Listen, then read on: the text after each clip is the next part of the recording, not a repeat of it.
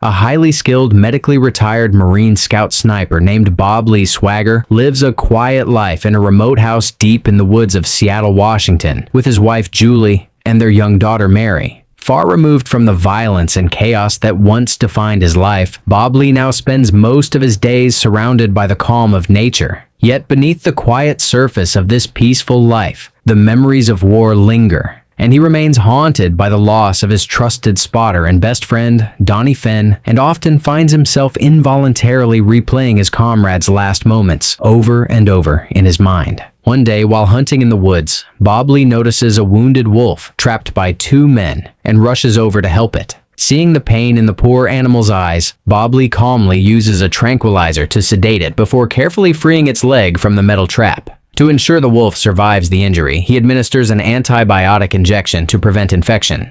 Angered by this, the hunters confront Bob Lee aggressively. Unfazed by their threats and weapons, Bob Lee firmly informs them that trap hunting is illegal in the state. If you're gonna hunt, at least give the animal a chance.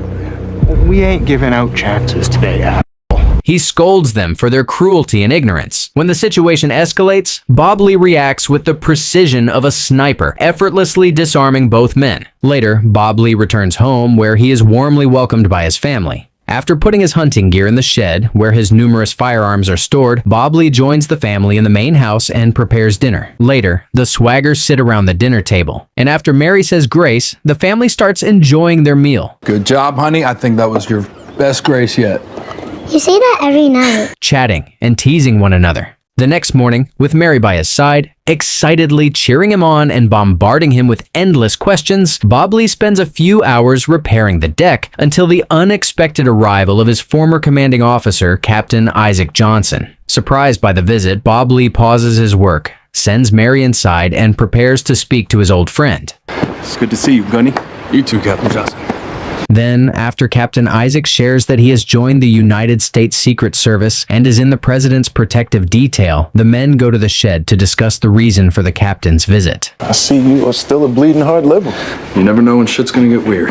Then, as Bob Lee processes the information presented to him, the captain shares that the infamous sniper T. Solotov is suspected of being behind the ordeal, which shocks Bob Lee to the core and asks him to help them prevent the looming crisis. Reluctant to return to the world, whose ghosts still keep him up at night, Bob Lee dismisses the request and rushes back to check on Mary. Daddy, we gotta finish the porch before Mama gets home. I'll be right there, honey. Feeling desperate, the captain tries to pull on Bob Lee's patriotic heartstrings and asks him to reconsider his decision before leaving his card behind and speeding away. Elsewhere, that night, FBI agent Nadine Memphis prepares to arrest her informant Dmitry Voydan, who had promised her a time-sensitive intel, and goes to a local spa with her team.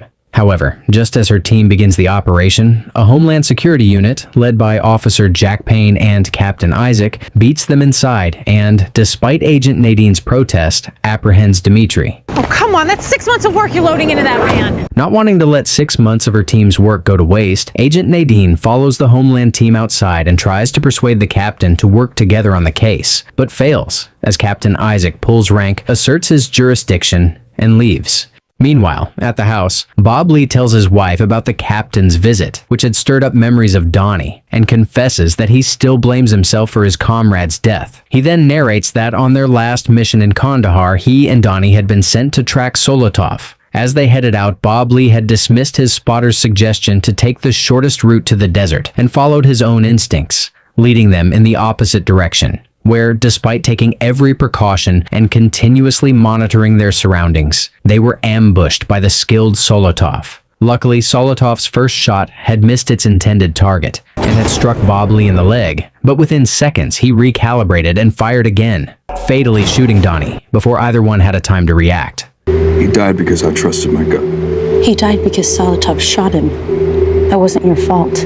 In the present, after comforting her grieving husband, Julie suggests that he should consider taking the job, believing it might help him avenge his comrade's death and confront the elusive Solotov. Could avenging Donnie heal Bob Lee's conscience? I hope so. The next day, Bob Lee meets with the captain, who introduces him to Jack, and the trio discusses the routes and detailed itinerary of the president's upcoming tour of the Seattle Science and Robotics Center with the Ukrainian president Viktor Abramovich. If he's hunting, He's gonna wait for his shot and it'll be perfect. After a lengthy discussion, the captain details what he needs from Bob Lee. Later, the captain proudly boasts of Bob Lee's exceptional achievements to Jack. Elsewhere, Nadine receives shocking news about Dimitri from her superior, Howard. Do something you don't normally do. Listen to me, and do not get involved in his Voidian mess. That's an order. Despite being disappointed, Nadine tries to explain that Dimitri was trying to give her sensitive information, but it all falls on deaf ears, as Howard reprimands her. Then, after warning her to be more careful and focused, as punishment,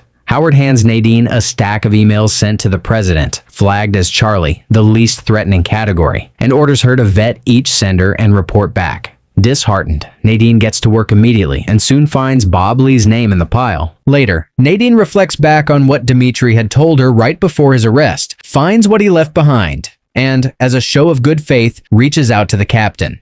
Wasn't sure if it was tied to your investigation, especially with the upcoming presidential visit. In the next few days, Bob Lee dedicates all of his time and energy to the new assignment, scoping out the tour routes, trying to think like Solotov, and running through countless scenarios in his head until he reaches a conclusion. Then, he meets with Jack and the captain, and after presenting all the possible shooting locations, Bob Lee gives them his professional assessment, and, out of the 3 potential sites, takes them to the location where he believes Solotov is most likely to take the shot from. At the end of the meeting, as Jack's team starts preparing, the captain tells Bob Lee that the president would like to personally thank him for his service and invites him to come to the tour. It won't be necessary, Captain. I'm happy to help. Trust me, you won't take no for an answer. Elsewhere, Nadine shares her concerns about her findings in the Charlie list with her boss, who doesn't pay much attention and instead orders her to help secure the perimeter for the president's tour. On the tour, Bob Lee receives distressing news.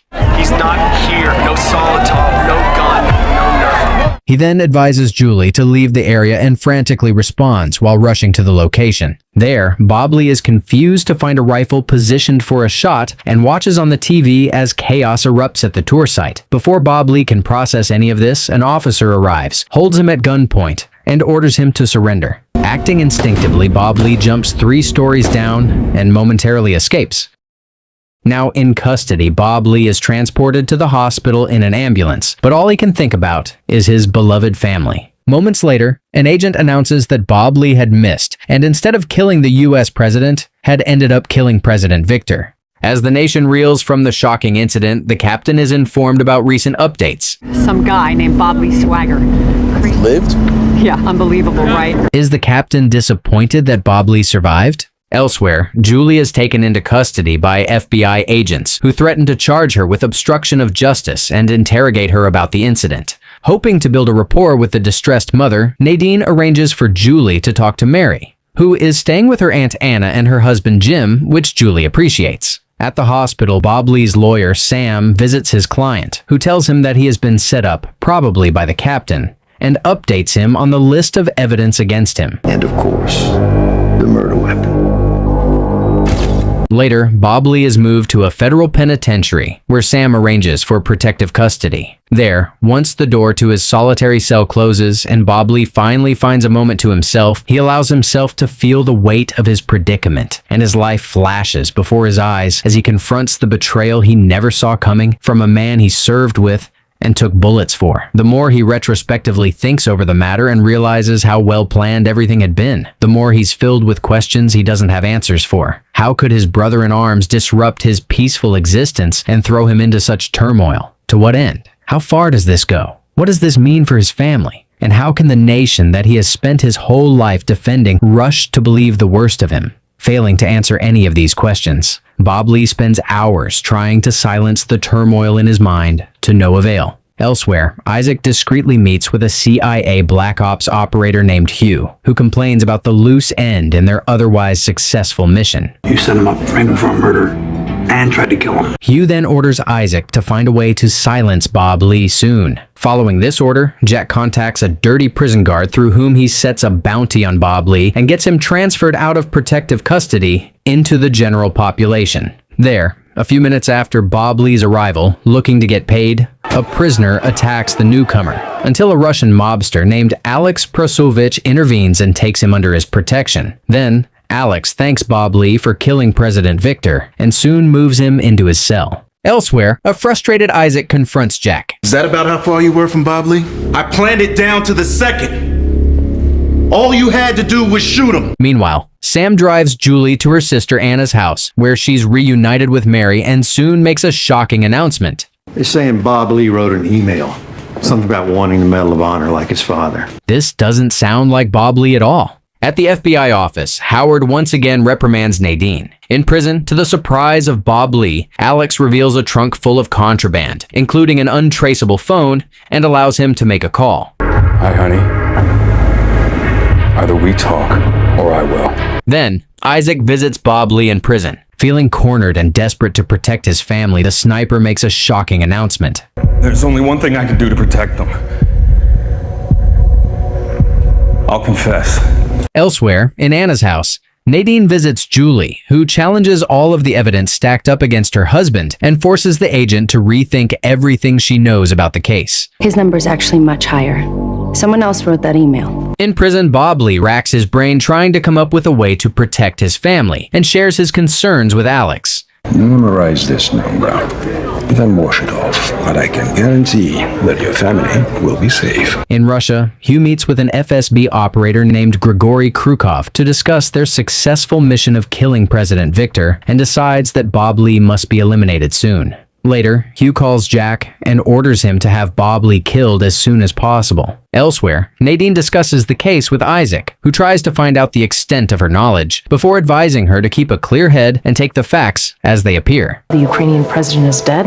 There has to be a connection. Later that night, in prison, guards take Alex into solitary confinement, leaving Bob Lee alone in the cell. Then, after negotiating to split the bounty, the dirty guard unleashes a violent prisoner on Bob Lee, who uses his trained efficiency to defend himself well, kill both the prisoner and the guard, and escape from the prison. Furious by the turn of events, Isaac confronts Hugh and Jack for their reckless decision. After driving all night, an injured and exhausted Bob Lee arrives at Susan Fenn's house and politely asks her to let him stay with her for a few hours. Susan kindly accepts Bob Lee's request without any judgment. At Anna's house, while trying to figure out where Bob Lee could have gone, the FBI discovers Susan's location and rushes there. You guys have been around me constantly. I haven't talked to my husband since it happened. Elsewhere, as Bob Lee prepares to leave her residence, Susan gives him an envelope full of cash, advises him to go through Donnie's stuff in the garage and to take what he needs, including his motorcycle. Utterly grateful, Bob Lee proceeds to do so, and while going through his best friend's stuff, finds an old picture of himself, Donnie, and Isaac, and becomes nostalgic. Then, he leaves the picture in plain sight so that Isaac will find it and be reminded of the friendship, camaraderie, and life he's destroying before packing up what he needs and fleeing. Later, Bob Lee calls his wife to see how his family's doing and apologizes for everything they're going through. A couple of days later, Bob Lee boldly calls Isaac and catches him off guard. That's not gonna end well. Not for you, it doesn't. Later, a multi-agency special task force is formed to find Bob Lee, who has since disappeared, and Isaac makes a speech. Bob Lee's true skill is killing, and he's mastered it.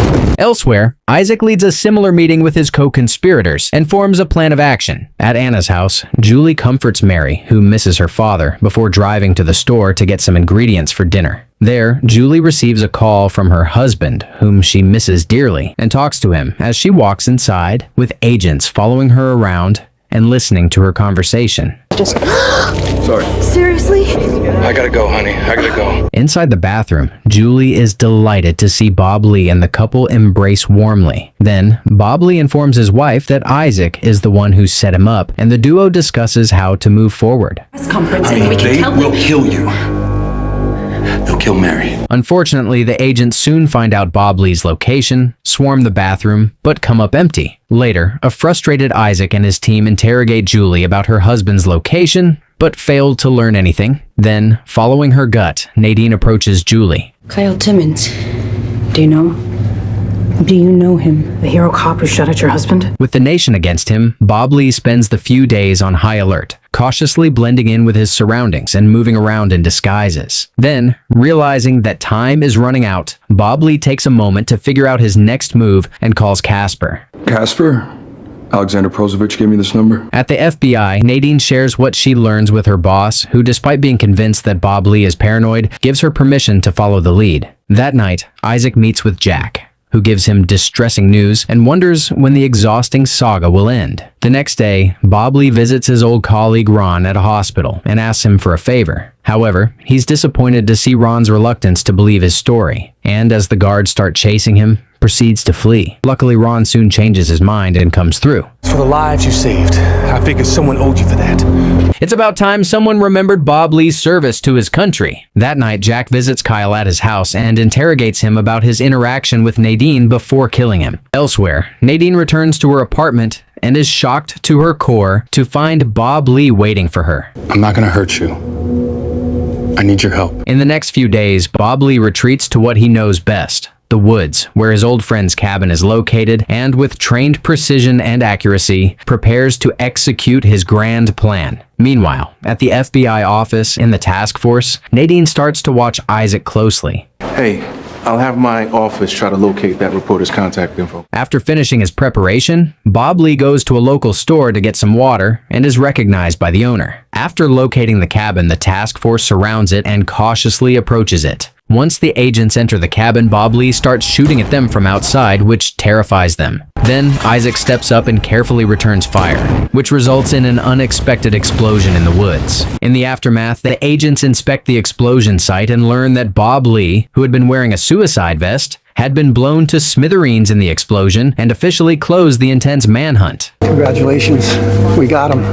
That night, elsewhere, Julie once again comforts her young daughter. And, just like Bob Lee had asked her to do, reminds her of the Musa Kala story. What was the best part? Daddy had to be a ghost. In the woods, as the agents comb through every inch of the cabin, Nadine finds a treasure trove of information before receiving a mysterious call. A few years earlier in Musa Kala, Afghanistan, while doing some recon, Bob Lee and Donnie are ambushed by a group of Taliban terrorists and are soon informed to abort the mission and escape. However, knowing that a convoy of Marines will be blindsided and ambushed if he followed order, Bob Lee ignores the direct order, improvises, stays behind with Donnie to kill each of the terrorists and protect his fellow soldiers. In the present, Julie gives a loving obituary at Bob Lee's funeral, attended by only a handful of people, including Susan. Meanwhile, outside the church, Isaac and Hugh meet, and Isaac is utterly horrified by his new orders to kill Susan. In Musa Kala, Isaac informs his troops that the commander of the Taliban, Mullah Abdul, has been located in a small village and details a plan of action to capture him. Hey, lock it down. Swagger, before you say another word, you and Finn will insert tonight under the cover of darkness. He then introduces Hugh as a CIA liaison, providing intel on the complex operation, and has a private meeting with him. I don't want him captured. Despite his initial resistance to the shady request, Isaac reluctantly gets on board with the new plan and is forced to change the mission plan at the last minute, which raises a red flag with Bob Lee. In the present, Isaac spends hours trying to convince himself to carry out his latest orders, but fails miserably and wonders how everything got out of control and how far he's willing to go to protect himself. Inside Susan's residence, desperately hoping to find a way out of his predicament, Isaac advises the old woman to flee town and remain hidden for a while, but it all falls on deaf ears. Then, Isaac murders the kind woman in cold blood and buries her in her backyard. Meanwhile, Jack goes to the FBI office, introduces himself to Nadine as Agent Matt Sims of Homeland Security, informs her that Dimitri had recently been killed, and subtly tries to find out what she knows about Bob Lee's case. That's where you fill in the blanks. In Masakala, still confused by the new orders, Bob Lee and Donnie start their operation in the dead of night. Then, in the morning, the operation is in full swing. And as Hugh supervises from the control station, everyone takes their position. Then, as the Marines enter the village, they are shocked to their core to learn that Captain Rahim has double-crossed them. But before they can react to this, they are taken hostage and held at gunpoint. We have no shot. Send a quick reaction force. Then, just as Mullah and his men prepare to behead Isaac, Bob Lee steps in, takes them out one by one, and rescues his comrades. Why is Isaac trying to ruin the man who saved his life? In the aftermath, Hugh questions Isaac's leadership and scolds him for failing to control Bob Lee. In the present, utterly exhausted, Isaac drives home, wondering how he got to this point in his life, where he uses his training against innocent civilians he vowed to protect, and questions what happened to the honorable Marine he once was. At home, Isaac is welcomed by his wife, who greets him warmly and wonders if she will still be by his side if she knew what he was capable of. Later, Jack meets with Nadine and spins stories to assuage her curiosity, but she sees straight through his charade. Congratulations. Jack then resolves to plan B, drugs Nadine, and after staging her suicide, tries to kill her. Luckily, Bob Lee, who had been keeping a close eye, intervenes, rescues her, and a partnership is forged.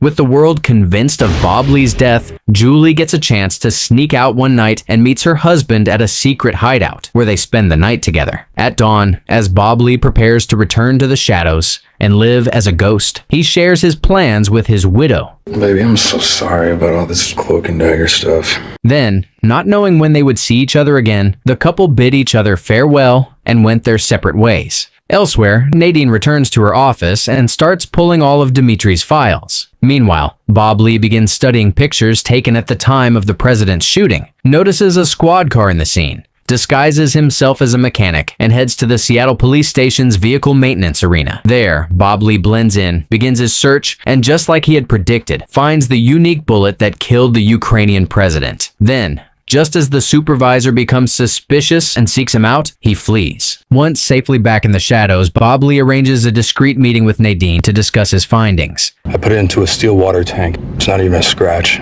Then, using Nadine's ATF connections, the duo learns more about the source of the unique bullets, an ex-military militia group called Tree of Liberty. Meanwhile, following information on Dimitri's files, Nadine heads to a local establishment to speak to Dimitri's known associates, but is shocked to find a bloodbath inside, with all of the men brutally assassinated. Just as she processes this, Nadine notices Jack's calling card and realizes that the horrific scene is his handiwork. Then, Isaac learns of the massacre and, hoping to subtly find out how much Nadine knows about the matter, rushes to the FBI to speak to Howard, who alerts him to their new interest in the Tree of Liberty. Elsewhere, after a long journey, Bob Lee makes it to the militia's campsite and calmly approaches the men, led by an ex-Navy James Richards, and after sharing his anger at the government, informs them that he supports their cause. Knowing his sparkling reputation and his skills, the militia welcomes Bob Lee into their fold. Later, Bob Lee asks James about the unique bullets he found, but is disappointed to learn that they weren't one of theirs. Then, James and his 17-year-old brother Joey share more about their plans, but refuse to disclose their supplier. You guys got a lot of followers?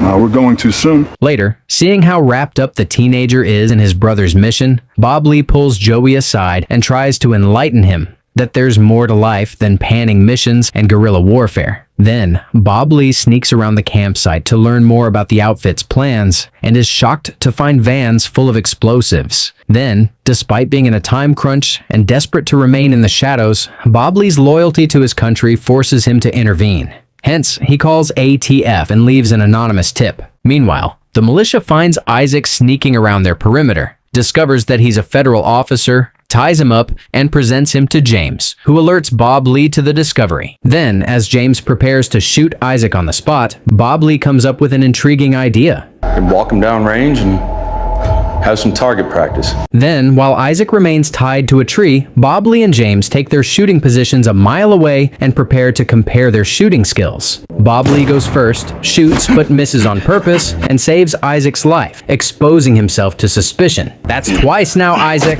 Your ledger is filling up. Soon, as the men continue their practice, ATF officers swarm the area and all hell breaks loose. In the chaos, Bob quickly reverts to acting on his country's behalf and neutralizes many of the militia, except James and Joey, whom he helps escape. Head south, find the river, get on the outer banks and keep going till you get to... Elsewhere, Jack comes to the FBI office but is soon arrested.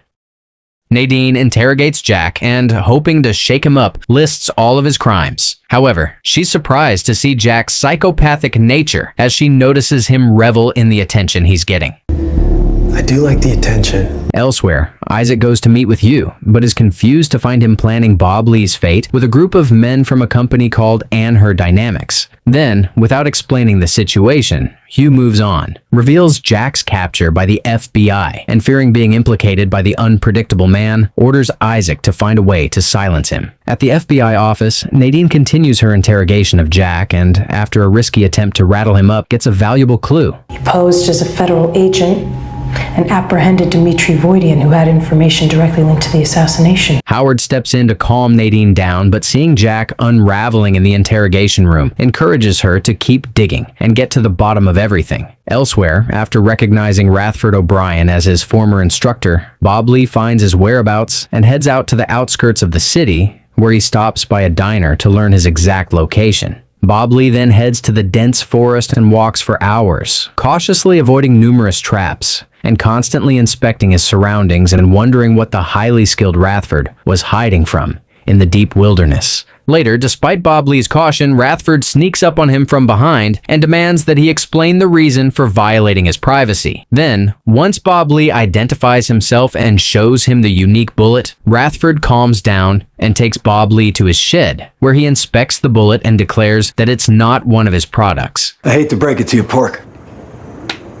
That ain't my bullet. Then, as the men continue chatting, Bob Lee shares his predicament in detail, and after hearing the incredible gunshot range at the time of Victor's assassination, Rathford proceeds to take Bob Lee to the wilderness and demonstrate the matter. Elsewhere, in town, Julie goes to withdraw some money, but is distressed to learn that her account is running low. Then, as if rehearsed, just as a disheartened Julie leaves the ATM, a man named Simon Porter approaches her and informs her that he wants to write a book about Bob Lee. Then, before Julie can even respond, the man offers to pay her a hefty sum for her cooperation. However, feeling uneasy about it all, Julie turns him down and drives away. On the other side of the city, Isaac heads to the FBI office, and while he waits to discuss Jack's situation with Howard, reviews the interrogation tapes. Like you've never been assigned an agent who turned out to be bad news? Before the meeting ends, Howard asks Isaac what he knows about Annex B. Frantic to get ahead of things, Isaac calls Hugh to find out what Annex B is, but doesn't find any answer. Hence, Isaac visits his childhood friend Commander Justin Singer, who has access to the nation's confidential files, and, not caring what it would do to his friend's career, asks him for help. In the woods, Rathford takes Bob Lee to target practice and, after breaking his balls over his shooting skills, gives him some clues. There are 4 rifles in the world that are strong enough to fire a bullet like this one. Meanwhile, at the FBI office, ignoring Jack's annoying attempts to discourage her, Nadine continues pressing him, and after hours of back and forth, learns something useful. Look, I shouldn't be telling you this, but what the hell? Elsewhere, after a thorough search, Isaac and Justin are utterly shocked to learn that Annex B is a program that the government uses to hire private militia to carry out black ops. However, as they proceed to dig deeper, their access is revoked, and they panic knowing someone is tracking their movements.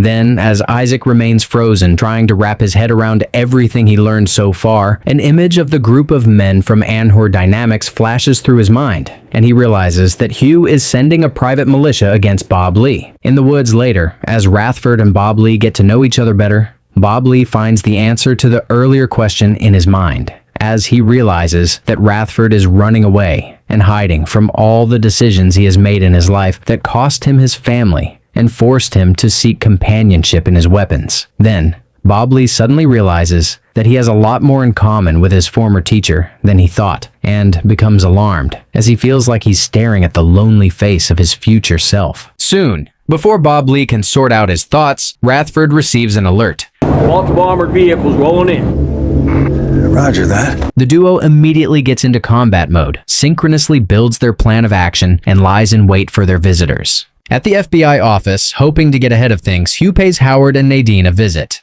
What Agent Memphis meant to ask was, maybe you can tell us what the hell's going on. Then, as Hugh dismisses Nadine, who asks him some questions, Howard comes to her defense and orders Hugh to show some respect to his agent. In the woods, a group of heavily armed private militia members swarms the area and tries to ambush Bob Lee and Rathford. However, the sniper duo expertly manages to take out numerous men until Rathford is injured. Seeing this from afar and noticing an assassin gaining on his former teacher, Bob Lee acts instinctively and shoots and kills the assassin from an incredible distance, which impresses Rathford. Later, as Bob Lee prepares to leave the woods, Rathford gives his former student his Black King rifle and some of his bullets. You were the best shooter I ever taught. Meanwhile, at the FBI, uniformed soldiers arrive and, after citing their orders from the Secretary of the Army, haul Jack away. Finally, Howard! Later, Isaac hears distressing news from Hugh and panics. Then, as he wraps his mind around everything, Isaac realizes that he's in over his head and questions how any of this will benefit the nation. With Howard now on board, Nadine is relieved to finally have someone to discuss the case with. Meanwhile, once back in the city, Bob Lee disguises himself, blends into his environment, and travels for days before stopping at a public library. There, he searches the web for any information on Black King rifles and finds the location of an upcoming gun show. Back in the city, Julie accidentally leaves her email open, and Jim stumbles upon the messages between the couple, which shocks him to his core. Elsewhere, Jack is escorted to his employer, CEO of On Her Dynamics, Lon Scott, who offers to compensate him for his contribution and relocate him. However, Jack has his own ideas. Are you really this stupid? I'm not giving you $10 million. Then, as Lon tries to process that Jack had the evidence all along, Jack smugly explains that he had taken the thumb drive off of Dimitri's body. However, instead of giving him the upper hand, Jack's demand backfires, as the revelation causes Lon to doubt his loyalty, and he soon washes his hands of him. Elsewhere, Hugh contacts Isaac, and after revealing that he knows Justin had helped Isaac access the sensitive files, orders him to kill him. Isaac tries to reason with Hugh and change his mind, to no avail. However, despite the standing order, Isaac promises himself that he will not hurt the man he had grown up with, and will figure out a way to protect him. On the other side of the city, Nadine storms into Casper's salon, and after some back and forth, convinces her to arrange a discreet meeting with Karlina Ordenko on Skype. Elsewhere, Bob Lee arrives at the gun show and expertly navigates through the crowd and subtly tries to find out as much as he can about Black King rifles from a participant, who shows him a video of a man shooting at targets from an incredible distance. There, as he watches the footage, Bob Lee remains frozen as he believes he's staring at the assassin who killed the Ukrainian president. Then, still unable to take his eyes off the screen, Bob Lee tries to learn more about him. What's that guy's name? Lon Scott. Then, after leaving the show, Bob Lee informs Nadine what he learned, and adds that he is heading to the headquarters of Anher Dynamics in Virginia to find out about Lon. Meanwhile, at the house, second-guessing everything, Jim reminds Julie of everything he and Anna have done for her, questions her about Bob Lee's death, and announces that he no longer wants to deal with the drama. On the road, as Bob Lee drives to Virginia, he's stopped by an old police officer for a broken taillight. Bob Lee stays calm for the first few minutes, but just as the officer tries to run his fake license, he knocks him out and flees. After driving a few miles, hoping to stay under the radar, Bob Lee takes a break to steal a different car and changes its appearance before continuing his journey. That night, Nadine speaks to the journalist on Skype and is shocked by what she learns. I saw the smoke coming from the piles of burning bodies. However, as Nadine tries to understand what Karlina is saying over the static, it all goes downhill from, and she is traumatized by what she witnesses. Elsewhere, Isaac learns what Bob Lee's up to and frantically calls Hugh. What the hell are you talking about? Lon Scott, it's him, right? The next morning, Nadine meets with Howard discreetly and informs him of everything that transpired. Still shaken up by the turn of events and hoping to find some answers, Nadine visits Casper but is confused to find her frantically packing her stuff and preparing to flee. Nadine then tries to press Casper for information and learns that Grigori is behind everything. In Virginia, Hugh approaches Lon to update him about Bob Lee's plans to visit him and scolds him for exposing himself. Your paternal instincts would be better focused on Jack Payne. At the FBI office, Nadine investigates Grigori, who's listed as an official of the Russian Ministry of Trade, which has affiliations with On Her Dynamics. Curious, Nadine then goes through Jack's files, notices that he's been regularly receiving money from the same company, and tries to figure out what's going on. However, Nadine's work is interrupted moments later by Jim, who comes to the office to meet her, shares his suspicion of Bob Lee's death, and hands her the emails as evidence. In Virginia, Bob Lee heads to Anchor Dynamics headquarters, disguises himself well, and delivers a package to Lon. However, when he returns to his car, Bob Lee is caught off guard to see Isaac waiting for him. I'm not here to kill you. I just want to talk, all right? Is that what you told Donnie's mom? The audacity of Isaac Johnson. At the house, Julie is furious to learn about Jim's actions from Nadine and reacts violently. In Virginia, Isaac calls Justin, whom he has gotten a year-long assignment in Afghanistan in hopes of protecting him, and apologizes for everything. Elsewhere, after discussing the case with Bob Lee, who asks her to join him in Virginia, Nadine asks her boss for a suspension and heads out. Then, Bob Lee calls Lon, who is still reeling from the delivery, and officially declares war. A few days later, still confident, Jack calls Grigori, hoping for a big payday. Meanwhile, Nadine joins Bob Lee in Virginia and updates him on the latest development of the case. He's got 3 guard rotations, 6 in each unit. Then, after agreeing to do everything they can to expose the conspiracy and all its participants, the duo gets more information and heads out. Lon Scott's on the move. I know where he's going. The duo follows Lon to the private airstrip and observes from afar as he meets with Hugh and Grigori. Then, hoping to learn more about the meeting, Bob Lee risks his safety to get closer and is surprised to hear the men discuss Jack's demands. Then, after learning that Jack has the valuable thumb drive, Bob Lee comes up with an idea to pit the conspirators against each other and starts designing a plan. Elsewhere, after learning that Isaac desperately wants to retire from the chaos and start a new life, Hugh orders him to find Jack and obtain the thumb drive, and in exchange, promises to fund his retirement. Meanwhile, Bob Lee and Nadine track Grigori to a local hotel, find out his room number, and ambush him there. However, before they can proceed with the plan, they are held at gunpoint by Grigori's men. Then, as the duo attempts to offer Grigori a deal, he orders Nadine to prove that she's no longer working for the FBI. As you know, your access to FBI files is revoked. Don't call here again. Then, as Nadine breathes a sigh of relief, Bob Lee gives Grigori a tempting offer. Meanwhile, Isaac follows Jack, ambushes him inside his car, holds him at gunpoint, and tries to force him to give him the thumb drive. However, knowing that Isaac is bluffing and can't afford to kill him without finding what he wants first, Jack smugly challenges Isaac, who furiously leaves. Elsewhere, in the woods, Bob Lee takes Nadine on target practice and trains her. That night, the duo sets up for their mission, and after giving Nadine some orders, Bob Lee proceeds to sneak into Lon's mansion. There, Bob Lee expertly neutralizes the guard, makes it to Lon's office, and ambushes him. But instead of killing him, plays him a recording. I could have taken you out 2 days ago at the hangar when your guards left you exposed.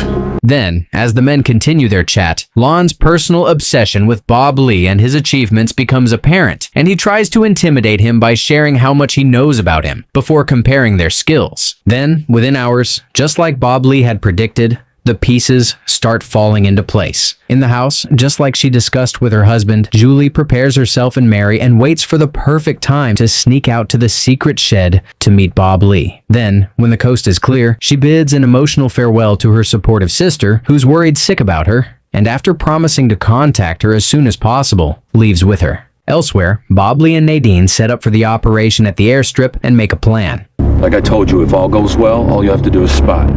On the other side of the city, Grigori makes his own preparations. At the airstrip, just as the deal goes down and Bob Lee takes his position behind his rifle, he notices Isaac. Swagger, what's wrong? Johnson's down there on a long gun. He's got a beat on my location. I need to move. Moments later, as soon as Jack is paid his diamonds, Nadine starts shooting at the men, causing chaos. As all hell breaks loose, the men soon figure out that Bob Lee is not behind the shots and flee the area. Then, Jack speeds to his friend's establishment to collect the evidence, and just as he heads inside, Bob Lee, who had been hiding in Jack's trunk, steps out, and as soon as Jack emerges with the flash drive, attacks him and flees with both the evidence and the bag of diamonds. Later, Grigori is informed about what happened, and frustrated with Hugh's incompetence, severs his ties to him. Elsewhere, at the secret shed, while Julie prepares for Bob Lee's arrival, she hears mysterious sounds, and feeling highly suspicious, orders Mary to hide under the bed and goes out to check it. However, moments later, she's subdued, and Mary screams at the top of her lungs when the men come after her. After finding out about the kidnapping, a frantic Bob Lee and Nadine have a heated argument about the best course of action to rescue Mary and Julie. I want to find them too, but we have no chance without help. Then, while Isaac, Jack, and Lon discuss their next move, Bob Lee calls Isaac and sets up a meeting with him, and Isaac rushes off to see the sniper. Moments later, a terrified Julie and Mary are handed over to Lon and Jack, who welcome them with hostility. Elsewhere, after spending his life orchestrating murders, Hugh finally meets his fate. Goodbye, Mr. Mitchell. In the woods, Nadine and Bob Lee ambush Isaac, and Bob Lee demands to know about his family's well-being. Isaac returns to Lon's estate to speak with Lon and Grigori, and after warning the men that Bob Lee is scoping them from the woods, he shares the sniper's demand to know his family's well-being before he can discuss the trade. Out of options, Lon and Grigori agree to the terms. Later, Isaac, Nadine, and Bob Lee meet, and Isaac scolds his new partners for choosing an FBI front company as their hideout. Then, Isaac gives Bob Lee a number to call so that he can talk to his family. Then, after Nadine calls the FBI and gets a trace on the number, Bob Lee calls his family. Bob Lee then talks to Julie and Mary and, hearing how scared they are, promises to end everything soon and rescue them. Then, as Bob Lee prepares to head to the traced location, Isaac challenges his plan and the two get into an argument. One way or another, this ends in blood. Elsewhere, Jack and Lon make a plan of their own. Meanwhile, Bob Lee orders Isaac to supply him with the weapons he needs and sets up a detailed mission plan to rescue his family. At the mansion, as Lon prepares his weapon and proceeds to leave to ambush Bob Lee, Grigori reminds him how desperately he needs to recover Annex B and convinces him to let his men come with him. We did not start this as a way for you to prove you are as good as Swagger. This is about the map of the world. Is this all about ego for Lon? At the location, with Nadine's help, Bob Lee and Isaac head inside the suspicious building in hopes of rescuing Mary and Julie. While unbeknownst to them, Lon scops them from afar. Inside, the duo encounters many armed men and takes them out one by one until they get a revelation. Payne set us up! Julie and Mary were never here. Then, Isaac and Bob Lee use their experience to outwit Lon and escape with their lives, while an outraged Lon returns home and argues with Grigori. Later, the trio reunites to discuss what happened, but Nadine and Isaac argue once again as Nadine suggests alerting the FBI. Fearing this would immediately get his family killed, Bob Lee comes up with a new idea and heads to Lon's mansion. There, as Bob Lee is escorted inside, he attacks a few guards and waits for Lon at his office. As soon as the CEO enters, Bob Lee holds him at gunpoint and, for the sake of his family, offers him a new deal. I'll ask again, is my family alive? Lon takes the deal and offers to release Mary and Julie in an hour at a public park. As Jack prepares to take the hostages to the park, he cuts a shady deal with Grigori. Meanwhile, as Bob Lee prepares to go to the park, he realizes that there's a good chance that he won't survive the ordeal, but takes comfort in the fact that his family will finally be safe. Then, preparing for the worst, he pulls Nadine aside and gives her the coveted thumb drive. As the meeting time nears, Nadine and Isaac set up on the roof of a tall building, hoping to spot Lon and give cover to Bob Lee, who stands in the middle of the park, hoping to see his family. I have eyes on an SUV. Do you see the driver? No, I can't make out anyone inside. Then, as the duo continues, Nadine sees a shady car around the park and, following her gut, leaves the park to follow it. Meanwhile, Lon sets up at an incredible distance from the park and prepares to show off his skill by accurately and fatally shooting Bob Lee. Soon, a van reaches Bob Lee, and Jack escorts a frantic Julie out. As soon as he sees his wife, Bob Lee is relieved, but soon realizes that Mary is nowhere to be found and demands answers. Back up there, Bob, before it gets messy. As negotiations continue, Lon starts firing at his target but is confused by his own inaccuracy. Lon continues to shoot and, unbeknownst to him, soon reaches the sabotaged bullet that Bob Lee had placed in his rifle during his earlier visit to the office. Hence, when he takes the next shot, Lon, who had always wanted to go down in history as the best marksman in the world, dies by his own weapon. Lon will go down in history, all right, just not for that. Then, using this destruction, Isaac shoots and gravely injures Jack, setting Julie free. Let me do it. Then, Bob Lee tries to calm down his frantic wife and promises to find Mary soon. However, it all gets worse when Julie sees Isaac and attempts to attack him for what he's done to her family until Bob Lee assures her that he's on their side, at least for now. Then, Bob Lee gets a call from a panicked Nadine, who explains that Grigori had orchestrated Mary's abduction and has taken her to the Russian embassy.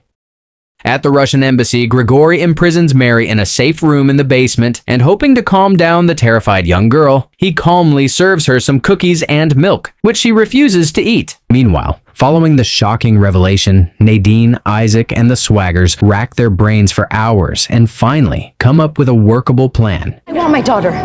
I'm sorry? I know you had her taken. My daughter, she's at your embassy. As hoped, the bewildered Russian ambassador rushes back to the embassy to find out what's going on, while calling Grigori and reprimanding him on his way. At the embassy, the national security advisor, Patricia Gregson, arrives after getting wind of the incident and warns Grigori to release his young hostage. Good luck, Mr. Krukov. Call me if you need anything. A few hours later, in the basement of the embassy, Mary gets hungry and eats some cookies while the ambassador warns Grigori. Moments later, the ambassador notices Bob Lee attempting to get past the embassy's security, helps him enter, and, after confessing that he had nothing to do with the ordeal, gives Bob Lee the keys to the basement so that he can rescue his daughter. Then, utterly grateful, Bob Lee blends in, cautiously navigates through the corridors, and after neutralizing a few men, reaches the basement, where he finds his precious daughter. Bob Lee frees his daughter, sets fire in the kitchen, uses the chaos as a distraction, and flees. As he drives away, Bob Lee realizes that he can't continue living like this and putting his young daughter through this anymore, and despite his exhaustion and desperate wish to disappear with his family, decides that he must find a way to stop Grigory for good. However, moments later, Julie notices the hesitation on her husband's face, and her heart drops to her stomach as she realizes that for Bob Lee, the saga is still not over. Diamonds? If I'm not back by midnight, you keep heading south. Bob Lee then gives Julie a gun, a room key at a nearby motel, and after advising her to be careful, he sets off to complete the mission. At the Russian embassy, Grigory defies orders to return to his country and instead shares his plan with the ambassador. Представь, она уже американцев. Это конец. Elsewhere, Bob Lee calls Isaac and gives him a message to pass on to Grigory. Then, in the woods, surrounded by the trees and the silence, Bob Lee is momentarily at peace and thinks about everything that has transpired and everything his family has gone through. Then, the sniper goes around the woods, choosing the best spots to set up his weapons and preparing to face the upcoming battle alone. Then, Bob Lee pushes aside the thoughts of failing his family and lies in wait for the Russians. Elsewhere, as Isaac rushes to sneak out to the park, he's arrested by the FBI, who decide to join the ordeal at the park and head there. In the woods, Bob Lee expertly kills each of the Russian soldiers one by one. Meanwhile, as the FBI arrives on the scene, Nadine frees Isaac and allows him to help in the operation. Elsewhere, Grigory follows the GPS, arrives at the motel, and after demanding Annex B, ambushes Julie and Mary, who whimper in fear and try to evade the storm of bullets. In the woods, Isaac is injured while defending Bob Lee, who manages to expertly kill all of the soldiers. Then, as an exhausted and defeated Isaac limps away, he profusely apologizes to Isaac for everything he put him through. Moments later, Bob Lee gives the $10 million worth of diamonds to Isaac and warns him to stay away from him. Did Isaac deserve such a gesture? Then, Bob Lee receives a call from a frantic Julie, who begs him for help. Hearing the shots in the background, Bob Lee acts swiftly, sets up his rifle, and, after making sure that the motel is in his scope, shoots and murders Grigory. That night, Bob Lee is arrested by the FBI and is joined by Sam and Nadine as he's taken to see Patricia. You are exonerated for the assassination of the Ukrainian president. In the aftermath, Nadine and Bob Lee take a moment to appreciate one another. Later, Bob Lee rushes to reunite with his family and returns to his home for the first time in months. Elsewhere, Isaac meets with Patricia, who tries to persuade him to work on another mission. Despite surviving the many wars he served in for his nation, Isaac is utterly exhausted and broken by the one he started on Bob Lee, which has robbed him of his principles and integrity. No longer trusting his ability to tell right from wrong, Isaac refuses the order and proceeds to limp out. But his past makes sure he doesn't get far, and he's confronted with the blaring sounds of gunshots.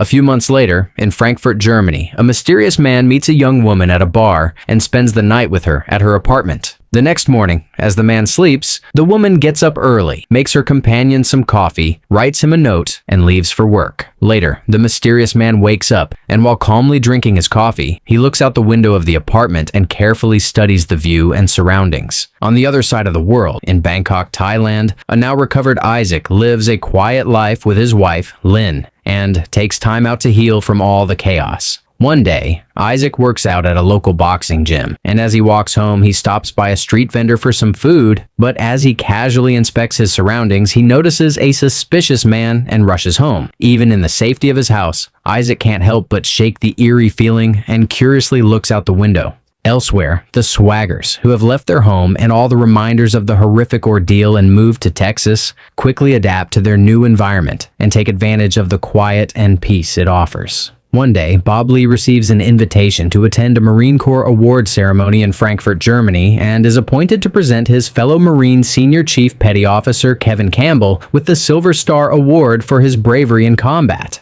Excited to reunite with members of his former unit, Unit 8113, Bob Lee prepares to leave for Germany with Julie after arranging a babysitter for Mary. Despite some hesitation about leaving Mary behind, Bob Lee and Julie decide to make the trip together. After the trauma their family endured over the past year, the journey feels like a chance to reconnect and briefly step away from everything that happened. When they arrive in Frankfurt, the couple shares a rare moment of peace. They spend the day relaxing at their hotel, enjoying each other's company before preparing to meet Bob Lee's former teammates. Elsewhere, Nadine, who has been transferred to the FBI's Personnel Management Office in Washington following her last high-profile case, dislikes her new position, which requires her to sit behind a desk all day, dealing with mundane bureaucratic matters. Hence, she misses her exciting old job at the regional office and often finds herself wondering whether the transfer was a promotion or a punishment. One afternoon, exasperated, Nadine complains about her boring job to her DC staffer boyfriend, Harris Downey, who tries to comfort her to no avail.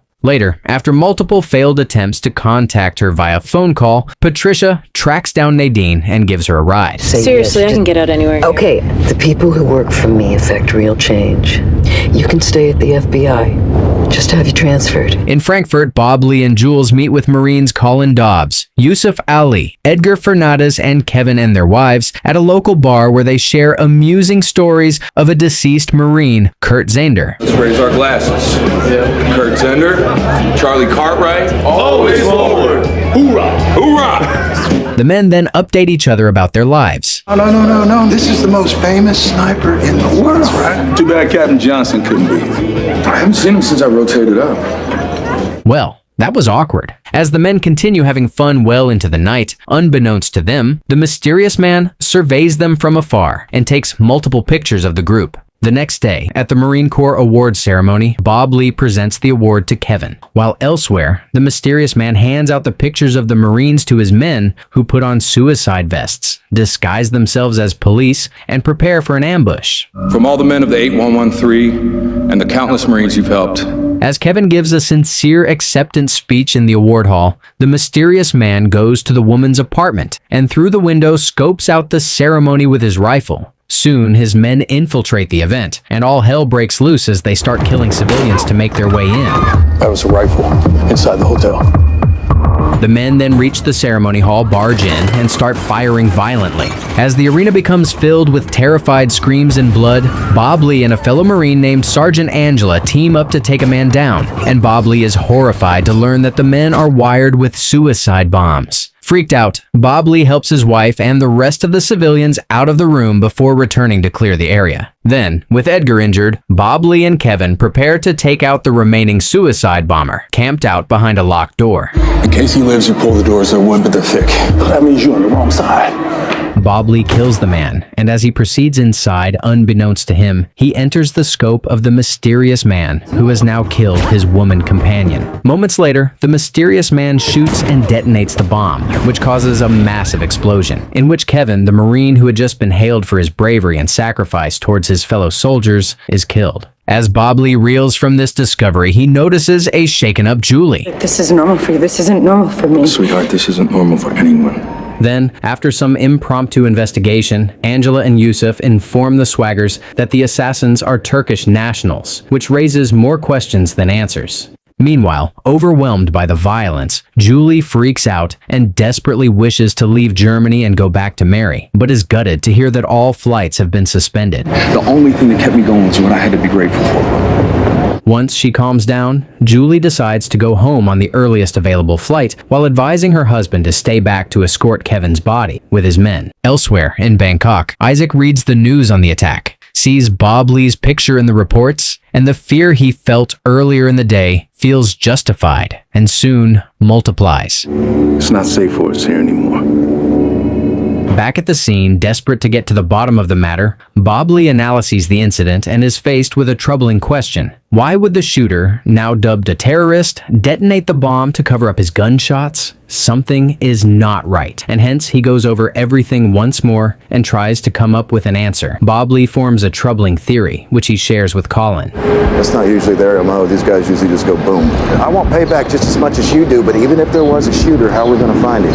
The shot had to come from down that street. There's got to be 20 possibilities. Colin and Bob Lee track the trajectory of the shot to an apartment building across the street, head there, and as they investigate, they are shocked to find the body of the dead woman who lived there, whose fate had been sealed the day she met the mysterious man. Meanwhile, at the hotel, as Julie tries to pack her stuff as quickly as possible, she becomes plagued by flashbacks of the attack, which soon forces her to think about all the traumatic stuff she and her family had gone through in the last year, and she becomes paralyzed. Then, disappointed that flights are still suspended and desperate to get back home to Mary, Julie contacts Nadine for help. Why am I approving air transport from Frankfurt? Julie Swagger, ma'am? Starting with Bob Lee Swagger landing on a car right in front of you. In Bangkok, as Isaac and Lynn go to the market to get some supplies, armed men ambush them, and a gunfight ensues between Isaac and the numerous men. Despite his best attempts to defend himself and his wife, Lynn gets shot in her leg and starts to bleed out profusely, which forces Isaac to abandon the fight and tend to his wife. Elsewhere, Patricia calls Nadine and, hoping to impress her, offers her a way to get Julie and the women back to their country. I did everything right. They don't care. But I do. In Frankfurt, Bob Lee and Colin inform Angela of their discovery, but it doesn't go well. Swagger, this is the second time they called me down here for questioning. You're not in charge. You have any idea how deep this shit would be if they caught you there? Then, Angela is given the picture of the Unit 8113 Marines found on the assassins and realizes that Bob Lee may have been right after all. Elsewhere, at the hospital, Edgar is informed that he's being transferred to a different hospital and is loaded into an ambulance. Then, after a few minutes of driving, he's brutally murdered by one of the men disguised as a paramedic. Later, Bob Lee and Colin reach the hospital and are disturbed to learn that Edgar is no longer there and is unable to be reached. They then alert Angela to their discovery, and soon the trio makes a terrifying discovery. We're being hunted. 6 years earlier, in Afghanistan, the Unit 8113 Marines prepare to take down a warlord named Abu Wahid and proceed cautiously, while Bob Lee provided overwatch. Then, the Marines move synchronously and with the precision of experienced soldiers, effectively ambushing Abu Wahid's residence. However, once they infiltrate the house, they are shocked to find a room full of heroin and try to figure out how to handle the unexpected matter. In the present, Angela drives Colin and Bob Lee, who, after reviewing the latest developments on the case, learns that the Turkish consul had sold the assassins a Maltese passport, thus allowing them easy entrance to Europe, and tries to figure out how to proceed. Meanwhile, Julie arrives in Texas and finally breathes a sigh of relief as she joins a sleeping Mary in bed. Then, despite being exhausted, Julie opts to take a shower and just stands there under the water for hours, as if to wash away all of the trauma and cleanse her reality. In Bangkok, Isaac gets his wounded wife to a safe house, where he tends to her and details his plan for their next move, before promising her that he will end the ordeal for good and get her to safety. But what about the money and passports? Have a go back at the gym. In Frankfurt, after thinking long and hard with the help of Angela and Colin, Bob Lee devises a plan to ambush the Turkish consul. But you tell me who the buyer was! The Golden Crescent. However, just as the trio plan to flee the area, they are stopped by Nadine and her men. They think it was a random terror attack. It wasn't. Just give us some time to run it down. We have a lead on the location. Then, Bob Lee negotiates with his old friend to give his team more time to run down their lead and agrees to finish up his investigation by midnight and join her on her journey back home. 6 years earlier, in Afghanistan, the Marines do a more thorough search of the house and find a woman crying over Abu Wahid's corpse. Then, Angela meets the men and prepares to interrogate Abu Wahid's widow to find out what she knows about her husband's operation. Meanwhile, the men try to decide how to handle the room full of heroin worth millions. Then, Isaac orders Bob Lee to provide overwatch, while the rest of the soldiers gather the heroin and prepare to burn it, while also guarding their prisoners. In the present, Agent Nadine heads to Bob's room in the hotel and tries to collect his passports for his travel, and is surprised to meet a man who identifies himself as Franz Heinrich of the German Federal Police, going through Bob Lee's items. After brief introductions, Nadine asks Franz about Golden Crescent. Besides drugs and prostitution, they also lent money to refugees for exorbitant rates. Well, we can't prove her ransom. Then, to Nadine's surprise, Franz gives her a phone number to track the criminal organization. But as soon as he leaves the room, Franz makes a shocking call. You need to clean out the warehouse immediately.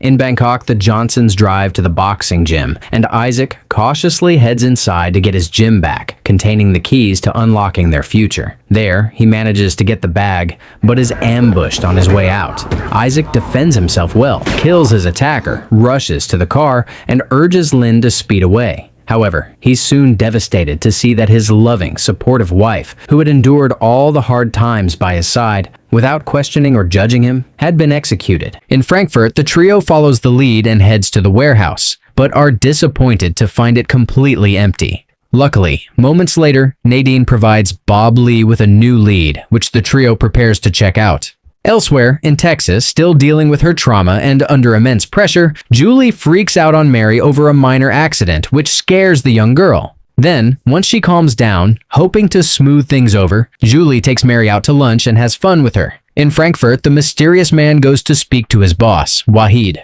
who reprimands him for failing to wipe out the Marine unit. But soon, the tables turn. I asked if I should be worried. Yes. 6 years earlier, in Afghanistan, as the soldiers interrogate their prisoners, they find out a shocking truth. Why are you doing this? We work for you! Wahid! Who did the drugs belong to? Hugh Meacham? CIA?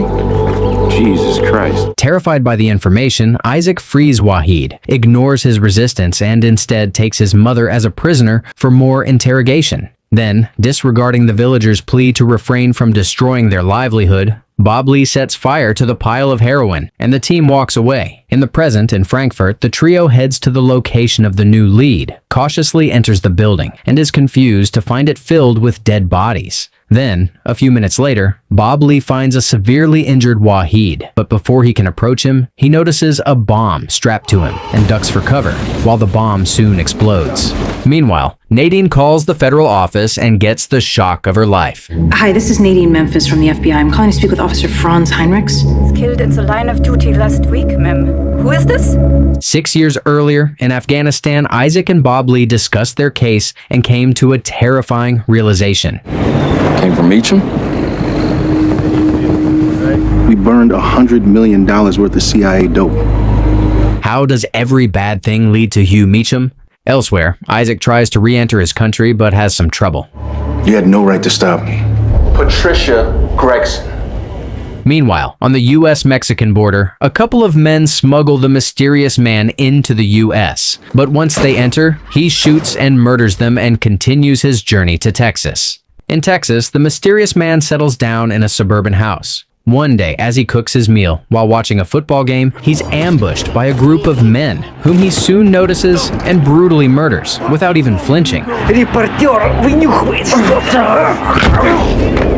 On the other side of town, after escorting their comrades' bodies back to the US, Colin and Bob Lee return to Texas and try to settle back into their respective ranches, only a few miles away from one another. Seeing how tough the loss is on her husband, Julie comforts Bob Lee, who promises and assures her that he will always keep her and Mary safe in their Texas haven.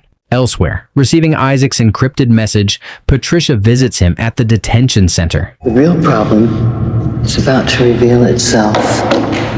Isaac Johnson hasn't even gotten a parking ticket.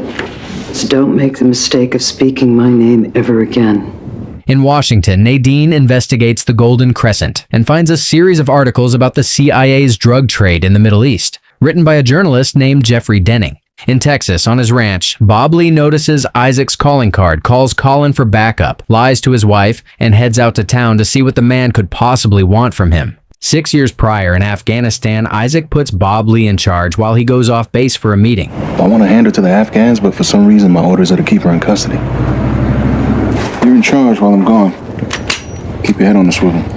In the present, Isaac shares everything he knows about the latest attacks and asks Bob Lee to work with him against those hunting down members of 8113. And of course, Bob Lee refuses profusely. Isaac, do you really expect Bob Lee to trust you again after everything? In Washington, Nadine visits Jeffrey's old boss, who is reluctant to give her information about the articles or the journalist, fearing for the journalist's life. Meanwhile, the mysterious man has a meeting with his boss. If your face was exposed after everything we've done, the CIA is going to go into damage control. Which is why I'm trying to clean it up. 6 years earlier, Isaac is introduced to Patricia, who demands his help, stopping Hugh. The CIA's in the heroin business? They got very good at it during Vietnam. Meanwhile, a soldier named Gare Winston drops by the base with his men, and with the cover of repairing a damaged car, asked to stay there for a few hours. Despite extending the soldiers the courtesy, Bob Lee is spooked by the shady visitors and doubles up the security on Abu Wahid's wife. In the present, once finished with their hostile meeting, Bob Lee and Colin tell Isaac learns that he's being followed by an assassin named Elbeck. They then sneak up on Elbeck, ambush him, and try to find out who his employer is. At the Swaggers Ranch, Julie and the ranch manager Estelle prepare dinner and call for Mary. But soon they realize that the young girl is more traumatized than they thought. Honey, why would Lauren be scared? She always gets scared when Daddy's not here. Honey, anywhere you are in this house is safe. Anywhere, okay? Meanwhile, Bob Lee, Colin, and Isaac continue torturing Elbeck for answers and are shocked to their core by what he reveals. Who sent you? Then, before the men have a chance to process the information, acting recklessly, like a man with nothing left to lose, Isaac shoots and kills their only lead, infuriating Bob Lee to no end. Then, forced by Isaac's irresponsibility without much time to verify the shocking revelation, Bob Lee impersonates Elbeck, reaches out to the mysterious man, and arranges a meeting. Unfortunately, the mysterious man is one step ahead. Elbeck is dead. Johnson will meet you at a diner on 4th. At the meeting spot, another assassin shows up and tries to lure Isaac and Bob Lee out. Blinded by grief, Isaac once again falls for the bait, takes the assassin at gunpoint, and tries to lead him out. However, it all goes downhill when the assassin flips the script and attacks a waitress. Desperate to control the escalating situation, Bob Lee shoots and kills the assassin. Ugh! Can Isaac do anything right? 6 years ago, in Afghanistan, just like Bob Lee suspected, Gar and his men sneak around the base, try to free Abu Wahid's wife, and kidnap her. Not the first time, won't be the last. Leave. Let's go. In the present, in the aftermath, Colin and Bob Lee go to the Swaggers Ranch and breathe a momentary sigh of relief for the first time since sunrise. There, the duo discusses everything that has transpired and tries to make sense of it, but fails miserably. Is it really Solotov hunting them down? If so, how is he related to the heroin bust in Afghanistan?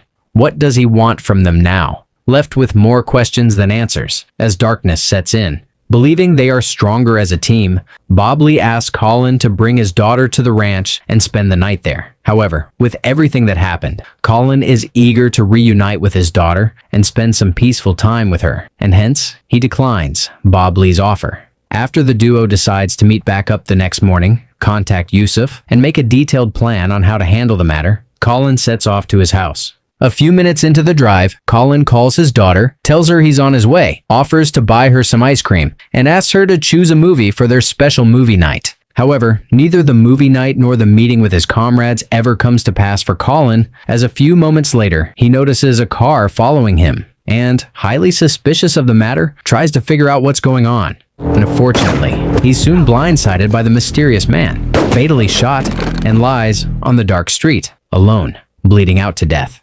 Later, the town's sheriff visits Bob Lee at his house and informs him of the gut-wrenching death, which devastates the sniper to his core. 6 years earlier, in Afghanistan, Bob Lee stays behind at the base while, together with the UN representatives, the rest of his team prepares to escort Abu Wahid's wife. A UN escort and a 3-car convoy? That's above my pay grade, Dobbs. Then, the captain is introduced to a timid doctor named Dr. Wydra, who is assigned to ride with the widow. And after assuring everyone that it will be an easy ride, and that they will go back in time for dinner, Isaac leads his men out. However, after a few minutes of a peaceful drive, the Marines learn that it's nothing but an easy day ahead, as they see a few locals gathered blocking the road, surrounding a car, and tending to an injured man. Hoping to check out the matter, the Marines go out to inspect the situation, while Dr. Wydra sets off an explosion in the local's car, which causes chaos. In the present day, in his trailer in Texas, the mysterious man watches a football game and cooks his lunch. and a bomb side by side, and soon loses the usually cool temper he carries when he massacres people when an error report appears on his TV, forcing him to miss the game. In Washington, Nadine hears back from a cautious Jeffrey, who sets up a discreet meeting with her. Meanwhile, at the Swaggers Ranch, Isaac secretly shows up to try to convince Bob Lee to work with him, but soon, Julie finds the men discussing the matter and becomes furious at her husband, who has allowed the man who ruined their life into their sacred home. 6 years earlier, in Afghanistan, as the explosion dies down, numerous local men ambush the Marines, who, while leaving the widow and the doctor back in the bulletproof car, step out to defend themselves and neutralize the matter. However, unbeknownst to them, the enemy lies much closer than they imagine, and Dr. Wydra slits the widow's throat before taking her outside and frantically announcing the matter.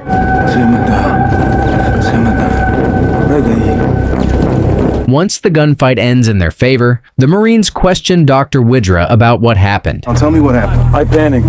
I opened it and a bullet came through and hit her. You sure? I'm sure. She didn't get hit by no bullet. Then, highly suspicious of the ordeal, Donnie snatches the doctor's ID. Give me the bed. She rode with you and now she's dead. And my boys aren't taking the hit. As everyone retreats to their car and proceeds to return to base, the doctor takes a moment to study all of the Marines' faces and commits them to his memory. In the present in Texas, the mysterious man sets up another trap for the surviving Marines. It should not take them long to find me. Meanwhile, reluctantly agreeing to work with Isaac, Bob Lee drives to the sheriff's office to learn what he can about the potential suspects of Colin's murders, and gets an address along with a warning. If you were to look into it, where'd be the first place you'd look? They got no issue killing cops, Bob Lee.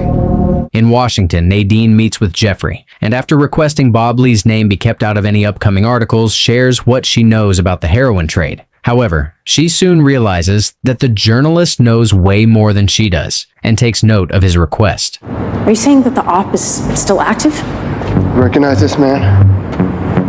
Or he's secure? He's just the son of an Afghani poppy farmer. If Meacham died last year, then why was Wahid transferred 2 months ago? Find out why Wahid was transferred.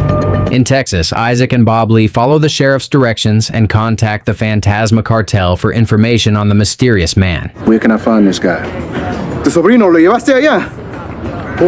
Sounds like you got your nephew killed when you sent him to him. 6 years earlier, in Afghanistan, the 8113 unit returns to the base and tries to make sense of what happened. While you were under heavy fire, you were able to discern that the UN doc was purposely trying to kill that lady? I saw what I saw, and that's exactly how I'm going to write it up. Great. I look forward to redacting it. Dismissed.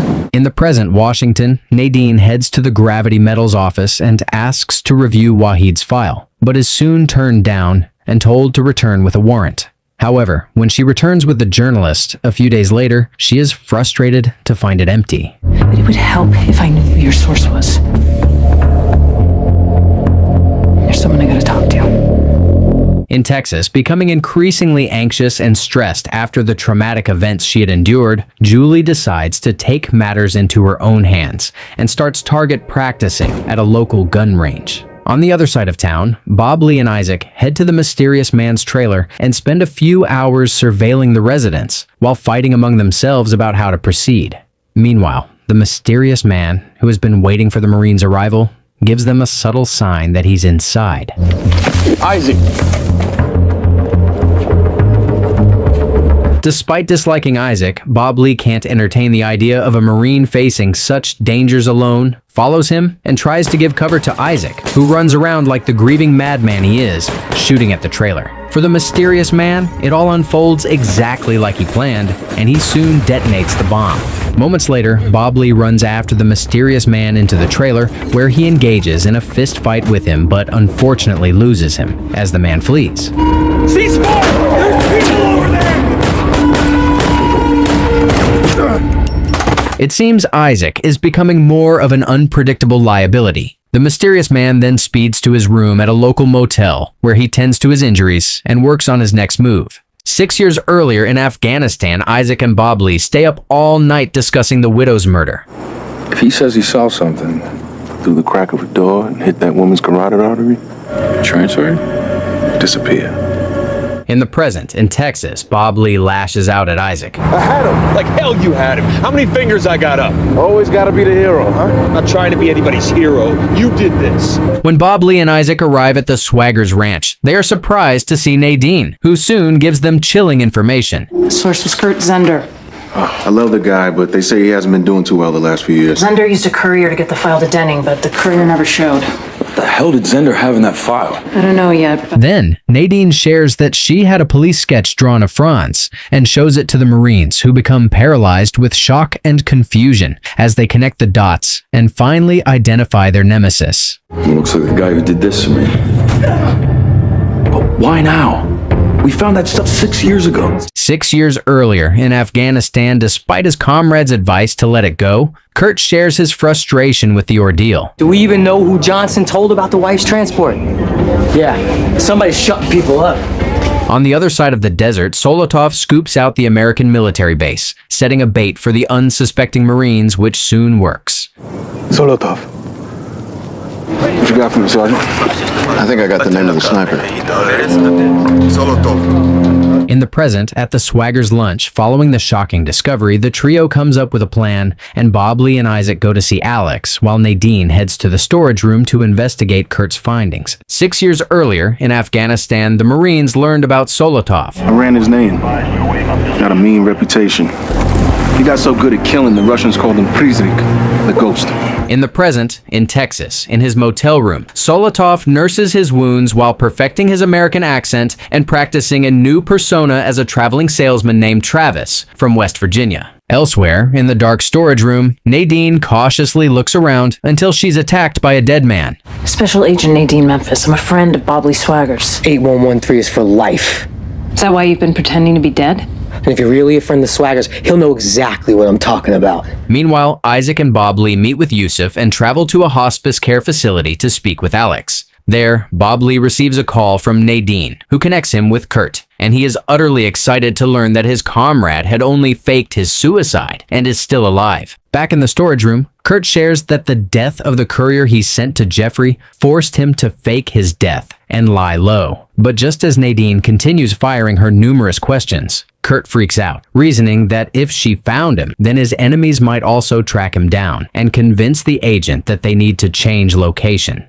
Spooked by the Marines' claims, Nadine cuffs Kurt and drives him away. Then, after traveling a few miles, and once they're in the middle of nowhere, Kurt starts answering some of Nadine's questions, but leaves the agent more confused than ever before. They're all in bed together. All of them. The FBI, CIA. Later, after driving around the same area for minutes and asserting that no one is following them, Kurt frees himself from the cuffs and offers to take Nadine to the original flash drive containing the sensitive information. Elsewhere, Bob Lee, Isaac, and Yusuf meet with Alex, who tells them what he knows of the shady operation by the name Atlas.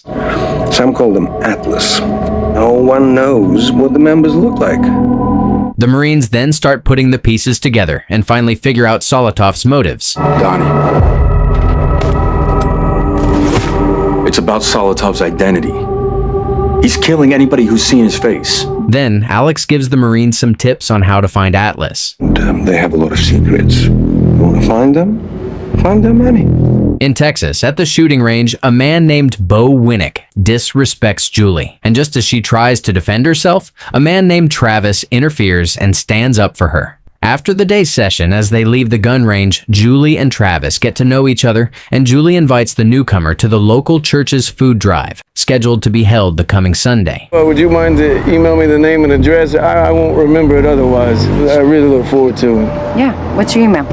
Later that night, Bob Lee returns home and is surprised to see Julie in a good mood for the first time in months, and the couple chats for a while. However, unbeknownst to them, Solotov hacks Julie's phone through the email she sent to Travis and listens in on all of their conversation. Moments later, Bob Lee is relieved to receive a call from Nadine. I don't want to leave them to you or to Zender's evidence, so now that it's dark, I'm going to try and shake them.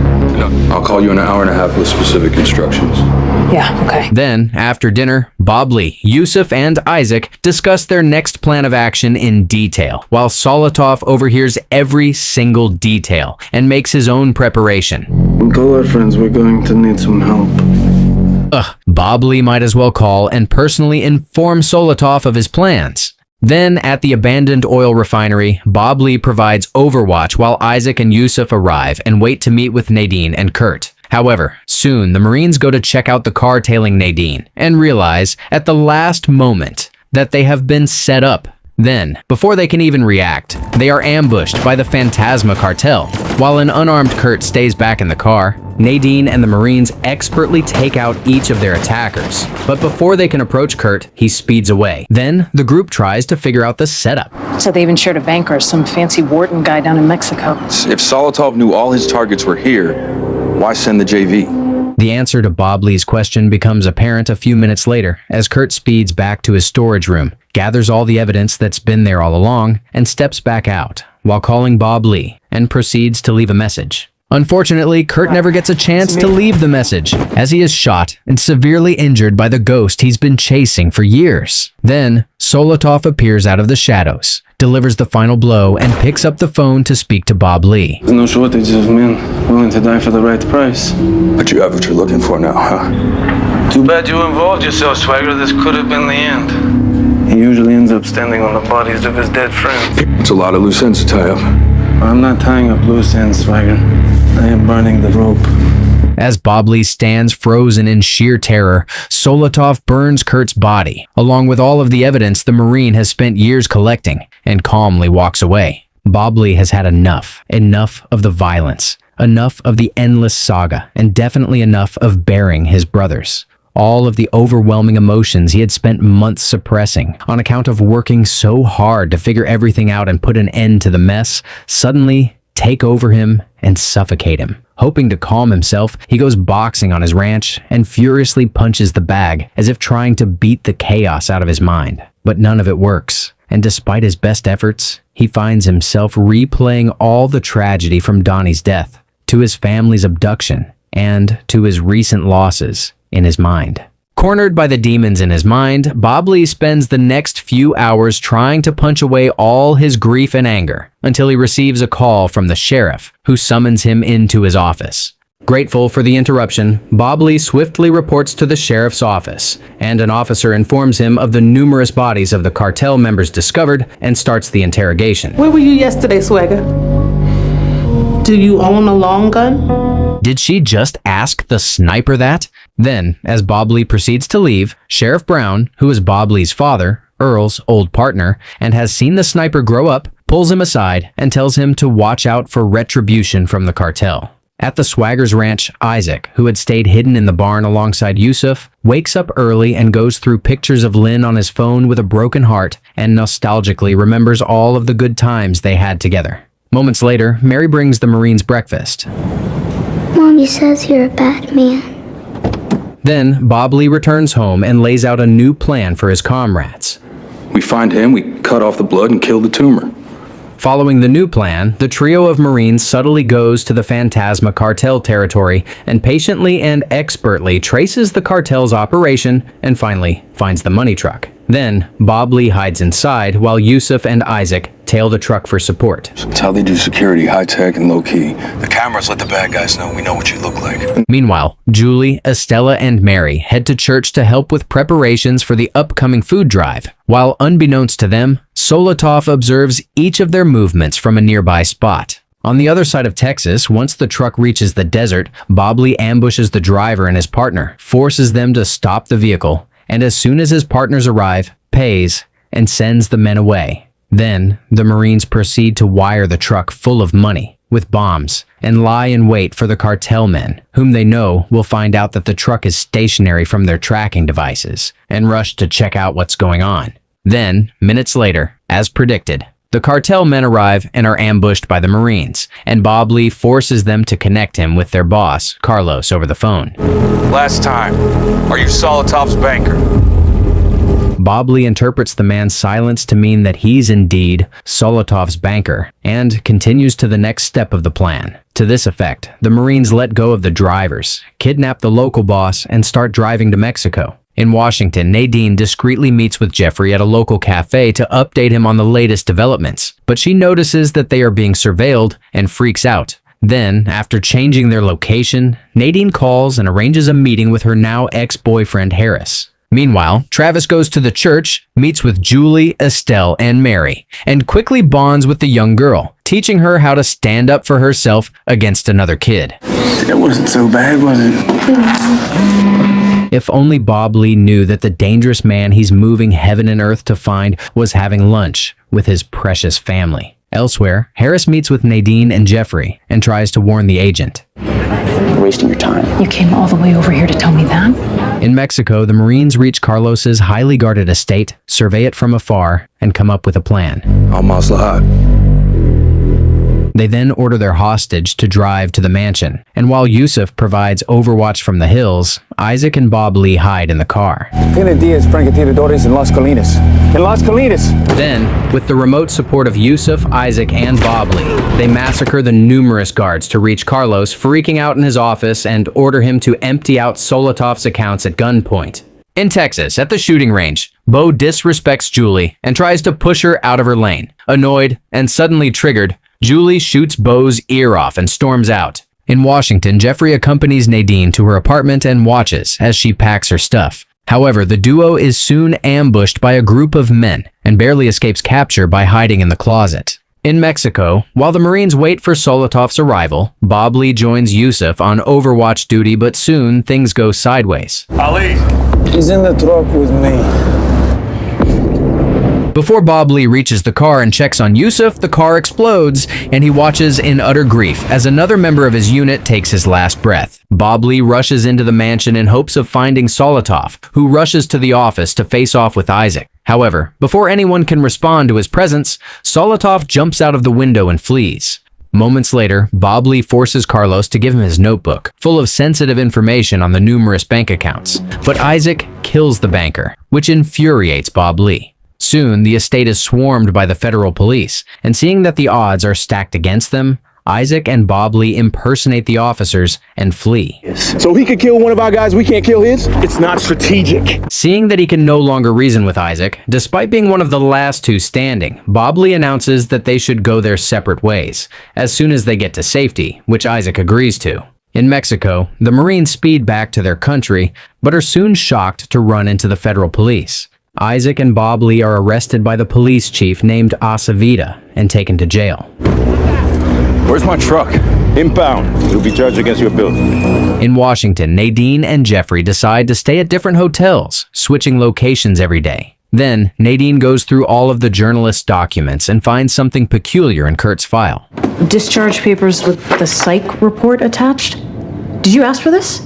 Isaac Johnson is on this line. He sold out Bob Lee. He'd do the same thing as Ender. Elsewhere, Solotov calls numerous banks trying to activate his accounts, but fails miserably. In Mexico, in jail, Isaac fights with a local thug, who baits him and gets into an argument with Bob Lee for his recklessness. In Texas, Julie heads to the shooting range, but learns that she's no longer welcome there. Gary, come on. You discharged your weapon without regard to another shooter. I'm truly sorry.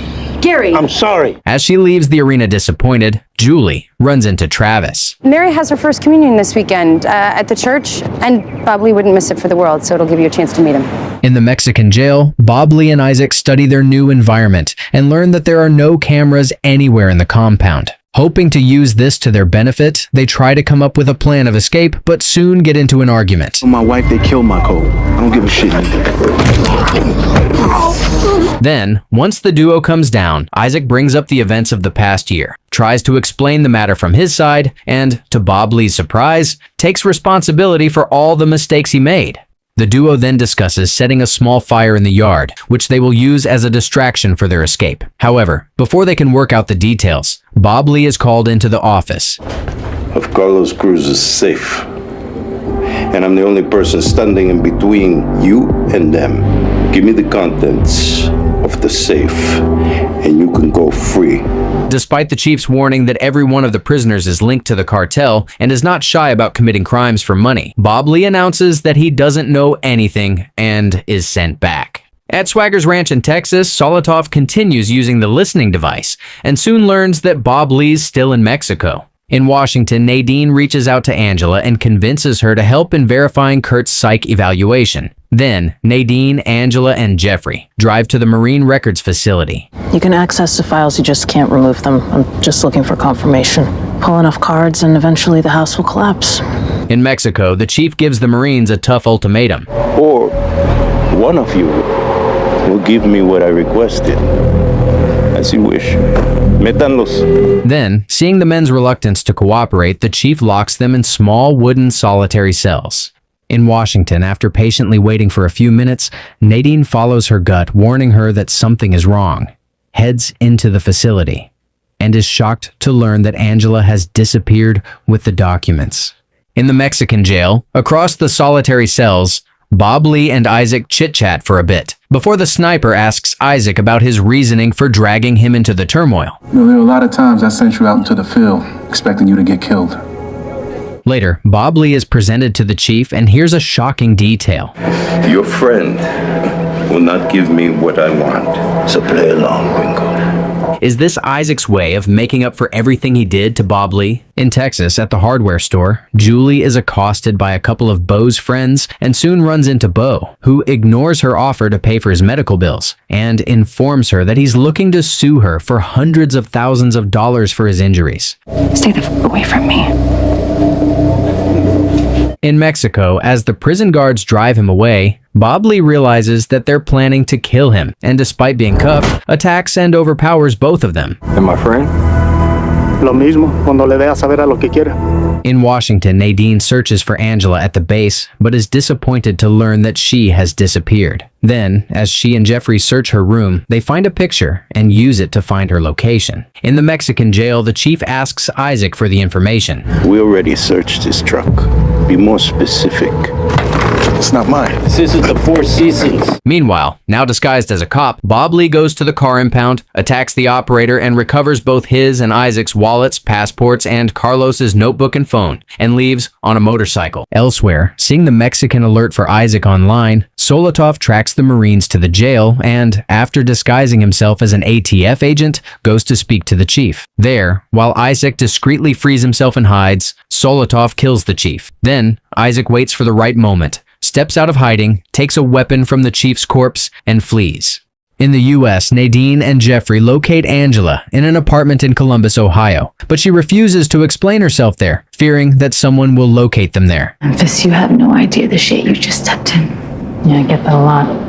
Later, hoping to keep them protected, Bob Lee buries the important documents in the desert and returns home, where he tries to explain what happened to a concerned Julie. However, the discussion is interrupted by the arrival of Sheriff Brown. Bob Lee rushes out to meet the sheriff outside and politely asks what he's being accused of this time and gets the shock of his life. Bo's filing charges against you. Might want to call a lawyer. In 2005, in the Chechen-Russian conflict, Solotov dedicates himself to defending his people. However, the Russians overpower their opponents and one day gas everyone in Solotov's camp. While all of his comrades die as a result of this, Solotov is rescued by his current employer. Welcome back. Welcome home. In the present in Texas, as soon as the sheriff leaves, the Swaggers discuss Julie's predicament.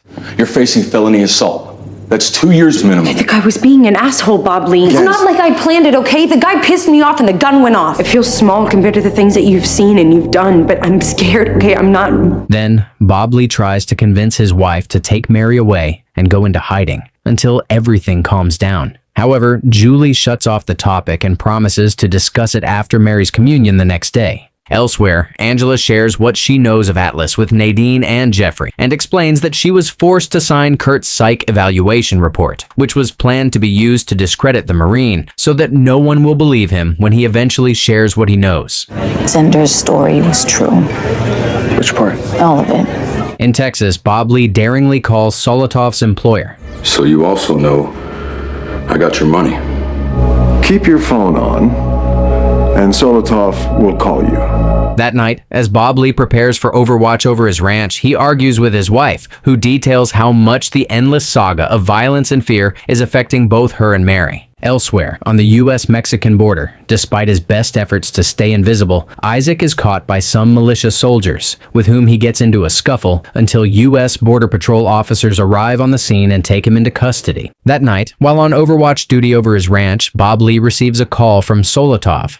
You think when I killed your spotter in Afghanistan, I did not have you too? I let you live with an injury that ended your days on the battlefield. In a holding cell, Isaac learns the hard way that he's on his own. Patricia Gregson? Never heard of you. Well, you killed a man for starters. Says who? Elsewhere, Nadine arranges to take Angela into the Cleveland FBI office, but as the trio prepares to leave, the Marine starts freaking out about going up against the Global Atlas operation. However, Nadine calms her down and escorts her out. At the Swaggers Ranch, Bob Lee goes around studying different spots Solotov could hide in and practices how to attack them efficiently. Meanwhile, inside the house, Estelle prepares Mary for her communion while a conflicted Julie steps out. Meanwhile, Isaac is released from jail by Solotov's employer, who, in the car ride, gives the Marine the same recruitment speech he gave Solotov in Bucharest, Romania in 2005. The life I've given belongs to me. No home, no family, no country. You will have unlimited funding, unlimited weaponry. As they say, monsters are not born, they are created. Then, the boss gives Isaac his first mission, to kill Solotov at whatever cost necessary. How do I find him? Find Bob Lee Swagger, find Solotov. In Texas, hoping to protect her family from unnecessary drama, Julie visits Bo at his trailer. It's a 1911 that Earl Swagger carried. It's a peace offering. Genuine article from a genuine war hero. But Julie's effort soon backfires, and an agitated Bo swears to destroy the Swaggers. Meanwhile, Solotov listens in and tracks all of Julie's movements while building bombs in his room. At the Swaggers Ranch, Bob Lee sends his family to church for the communion. Ahead of him, and on his way there, stops by the gun range to ask the owner, Gary, about shooting rests and learns of Julie's new friend. His name is Travis. He's right-handed. Is he 5'10", thin, dark hair, accent? Well, you got the height. Think you know him, Bobby? Yeah, I know him. Suddenly terrified by the fact that Solotov has been right in front of his nose the whole time, Bob Lee speeds like a madman to the church while frantically calling his wife to alert her, to no avail. Once there, Bob Lee marches in, spots Travis, approaches, and threatens to kill him on the spot. I think not. If I die, you die, and so does everyone you love. Julie watches the interaction between her husband and Travis from afar and wonders what they can possibly have to talk about. Elsewhere, as Jeffrey, Nadine, and Angela continue driving to the regional office, they encounter strange people tailing them. And after some distance, despite Nadine's best efforts to calm her down, Angela freaks out and panikedly runs out of the car. Unfortunately, just as Angela feared, a mysterious Atlas operator catches up to her and subtly injects her with lethal medication. Tio! Come on, give me a name. At the church in Texas, Solotov demands Bob Lee give him the money he stole and shares that he wants to use it to disappear and start his life anew, away from his very powerful enemies. We're leaving. I'll give you everything. Then you can do whatever you need to me. As the duo steps out of the church for their final transaction, Isaac arrives on the scene and, at the sight of Solotov, starts shooting non-stop. Fearing the explosion that will certainly cause a massacre, Bob Lee jumps in front of the Chechen and takes a bullet. He's wearing a bomb! And there's another in the church! Hence, Isaac stands down and watches as Solotov loads a severely injured Bob Lee into his car and speeds away. In Washington, after witnessing yet another Marine fall victim to Atlas, Nadine boldly storms into Harris's office to see his boss. We have a lot to discuss. Meanwhile, after hearing the gunshots, a frantic Julie grabs her daughter and rushes home, where she finds Isaac preparing in her barn. I shot Bob Lee. I had Solotov in my sights. What the hell was Solotov doing at the church? Julie then explains about her acquaintance with Travis, which gives Isaac an insight into why Solotov has always been a step ahead of them, and he breaks Julie's phone. Then, as Isaac prepares to accomplish his mission, an unlikely partnership is forged between him and Julie, who desperately wants to rescue her husband. Elsewhere, Bobby Lee lies in Solotov's truck, severely bleeding from the shot he took from the man who was once his friend, and being tended to by his dangerous enemy he took the bullets for, Desperate to make sure Bob Lee stays alive long enough to give him what he wants, Solotov cautiously pulls out the bullet and continues to staple the wound. With each painful click of the staples into his wounds, Bob Lee's life flashes before his eyes and forces him to vainly wonder if the violence will ever end until he can bear the pain no more. A severely injured Bob wakes up in Solotov's passenger seat and after quickly taking in his surroundings, jumps out of the car and starts running away. Annoyed, Solotov follows suit, catches up to the stumbling man, and demands to be given the Atlas ledger. Is the Atlas bank account numbers? Give them to me. You came here for a reason. I know. You do not get to die until I get my money. Meanwhile, in Washington, in Senator Hayes' office, Nadine demands to know about Atlas. It should ring a bell, Senator. You run it. It's a myth. Angela Teo didn't think so. She was murdered today. Most of us don't get to choose the date and time we take our last breath. Elsewhere, Bob Lee continues to bleed profusely, forcing Solotov to seek help. I'm a vet. He's an animal. Fix him. In 1988, in West Texas, Sheriff Earl teaches his son, Bob Lee, how to shoot. Don't you load that rifle until you identify a target. If it ain't loaded, it ain't lethal. Yes, sir. Soon, duty calls, as the sheriff is informed that a criminal named Jimmy Poole had robbed the local bank, killed a guard, and escaped, and heads to the station to deal with the matter. In the present, the vet informs Solotov that Bob Lee's wound is probably infected and warns him to get proper help. He's lost a lot of blood. Wound's probably infected. Then, the terrified vet uses a moment of distraction to run away, but Solotov quickly shoots him down. Later, after traveling a few miles, Solotov scopes out officers from afar and threatens to pick them off one by one, pushing Bob Lee into a desperate corner. I buried it at this campsite me and my dad used to go to. If you're lying to me, I will visit your family first. In 1988, a young Bob hides in the doorway and watches as his mother, June, lashes out at Earl for prioritizing work over his family. Soon, the sheriff notices Bob Lee and, hoping to spare him the hostility, sternly sends him away. Frightened, Bob Lee follows the orders and runs outside. In the present, Solotov stops by a gas station, where Bob Lee gets out of the vehicle for a moment. Soon, Solotov buys what he needs, and the duo speeds away. However, as soon as the car leaves, the old owner notices an upside-down flag, which is the military code for distress, by the side of the store, and quickly reports it to the police. As soon as he hears this, Sheriff Brown figures out that the Marine is trying to send them a signal and orders a roadblock a few miles away from the gas station. In Washington, a shocked Harris discreetly meets with Nadine, who decides to connect him with Jeffrey so that he can learn more about Atlas, and the duo heads to the journalist's house. However, once they get there, they get the shock of their lives. This isn't a suicide and it's not some coincidence. Your boss did this. I told him we'll keep him safe. Let me take Hayes down. It's Tuesday. He's at standing lunch at the University Club. Let's go. Meanwhile, Senator Hayes tips Isaac to the location of the roadblock. It's time to go. What are these? Accounts, passwords? We don't have time for this shit. He's looking for something. Let's go. Elsewhere, Solotov sees the roadblock from afar, but drives through it, shooting at the police. Common sense says you should probably just kill me and disappear. The money, I can stay hidden. In 1988, Sheriff Earl visits Jimmy's wife, Edie, to find out the location of her husband. But he never said nothing about shooting up the bank. Big misunderstanding, and he wants to meet with you to talk about it, but he wouldn't tell me why. In the present, Isaac and Julie arrive at the roadblock and speak to Sheriff Brown. They headed south? As far as we know. Thank you. Feeling desperate, Isaac calls Nadine for help. Bob Lee is in trouble. Solotov is about to get his hands on Atlas's secret bank book, Rock Springs Park. I'm on it. Work fast.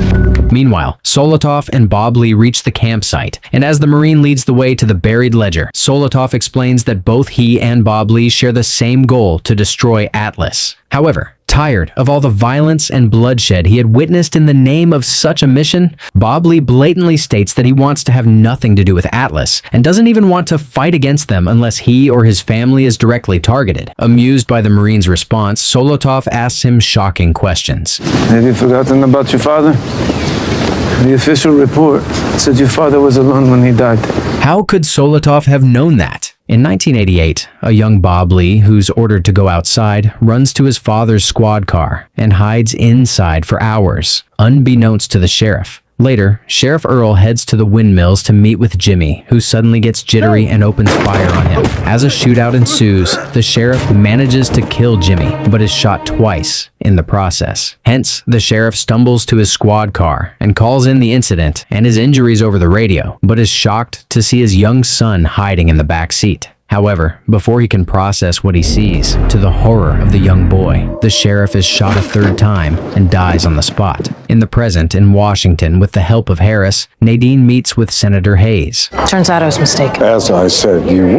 Yeah, it was silly of me to control an organization like that, at least 450 million or so. I came to apologize for my false assumptions about you. There are much smarter ways to handle a situation like this.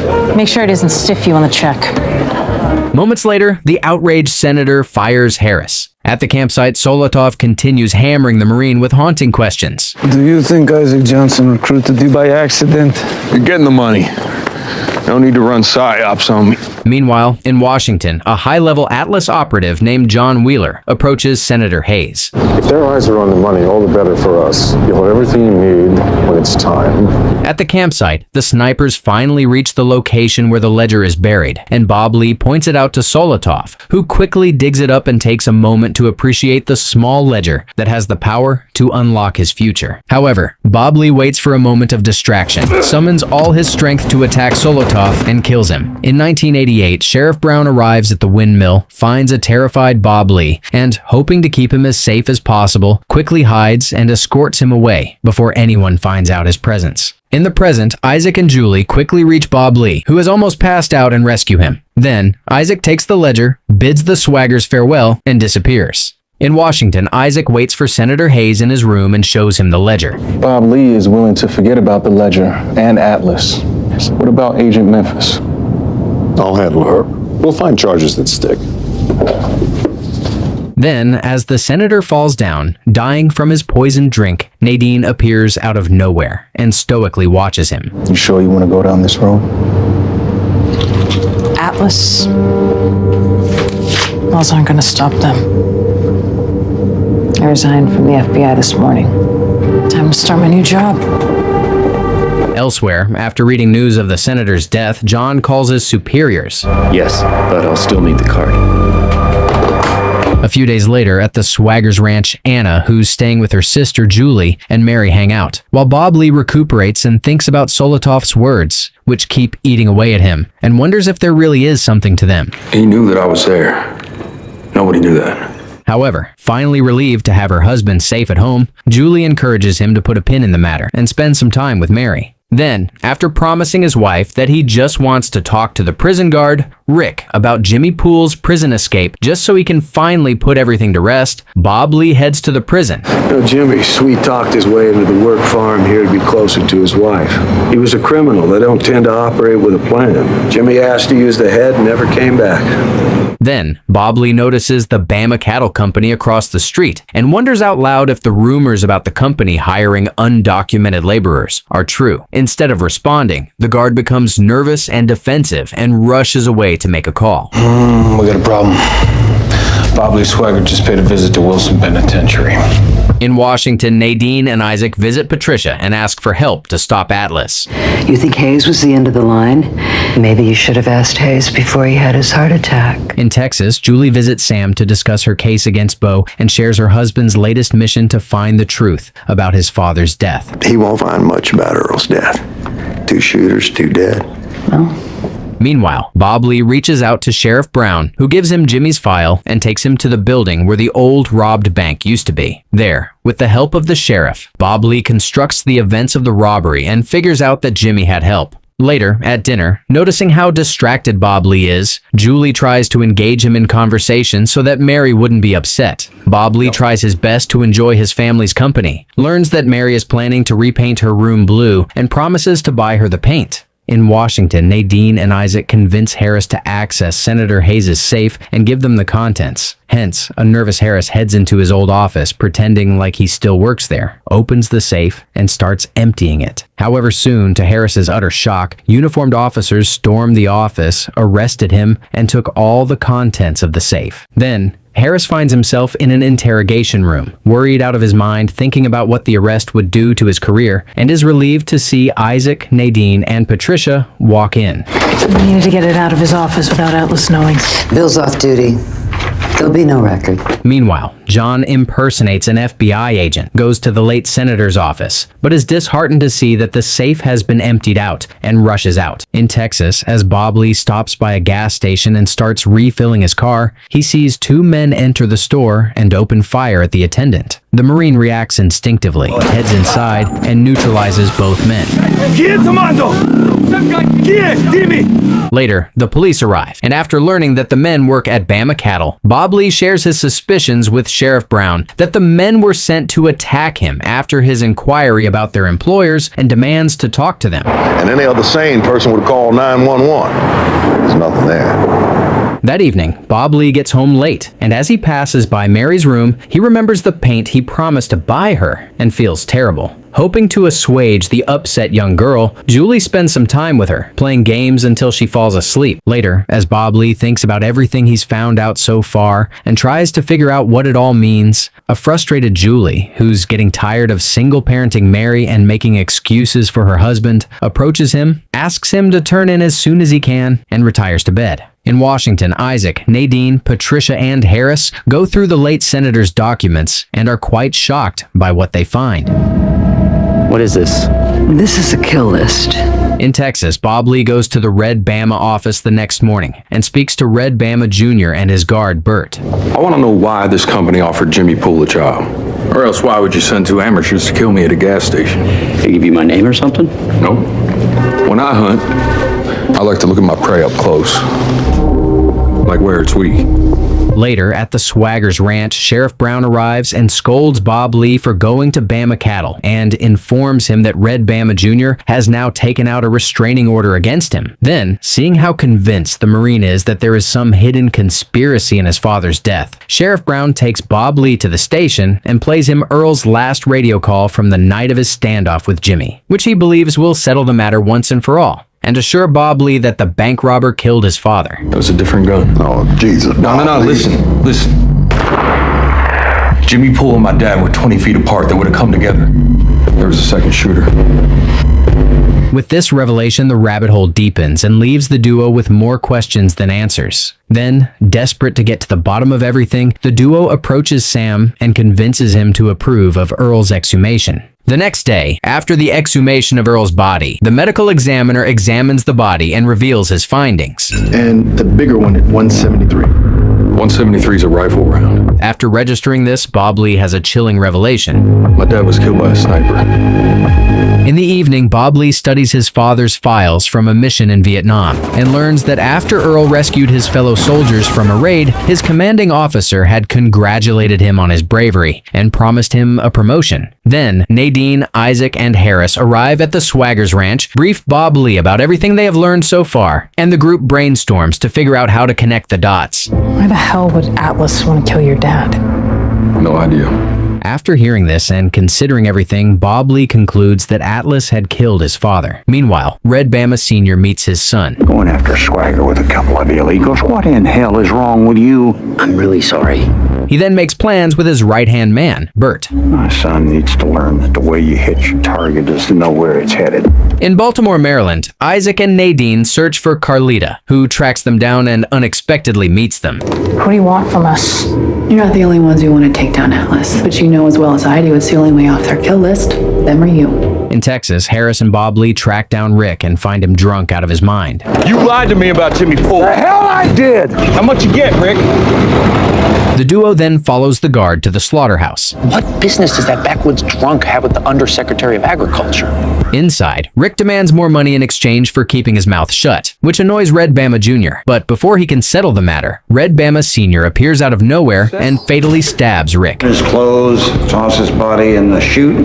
Swagger's not some local loser you can push around. He's a professional. Outside, Bob Lee sees Rick's car being moved, figures out that he's been killed, and together with Harris, follows the undersecretary around town. Did you know Culp was going to get himself killed? I knew it was possible. Meanwhile, in Baltimore, Carlita takes Isaac and Nadine to her safe house. I'm amazed Swagger hasn't put a bullet in your head. He got over it. Operators are knuckle draggers to Atlas.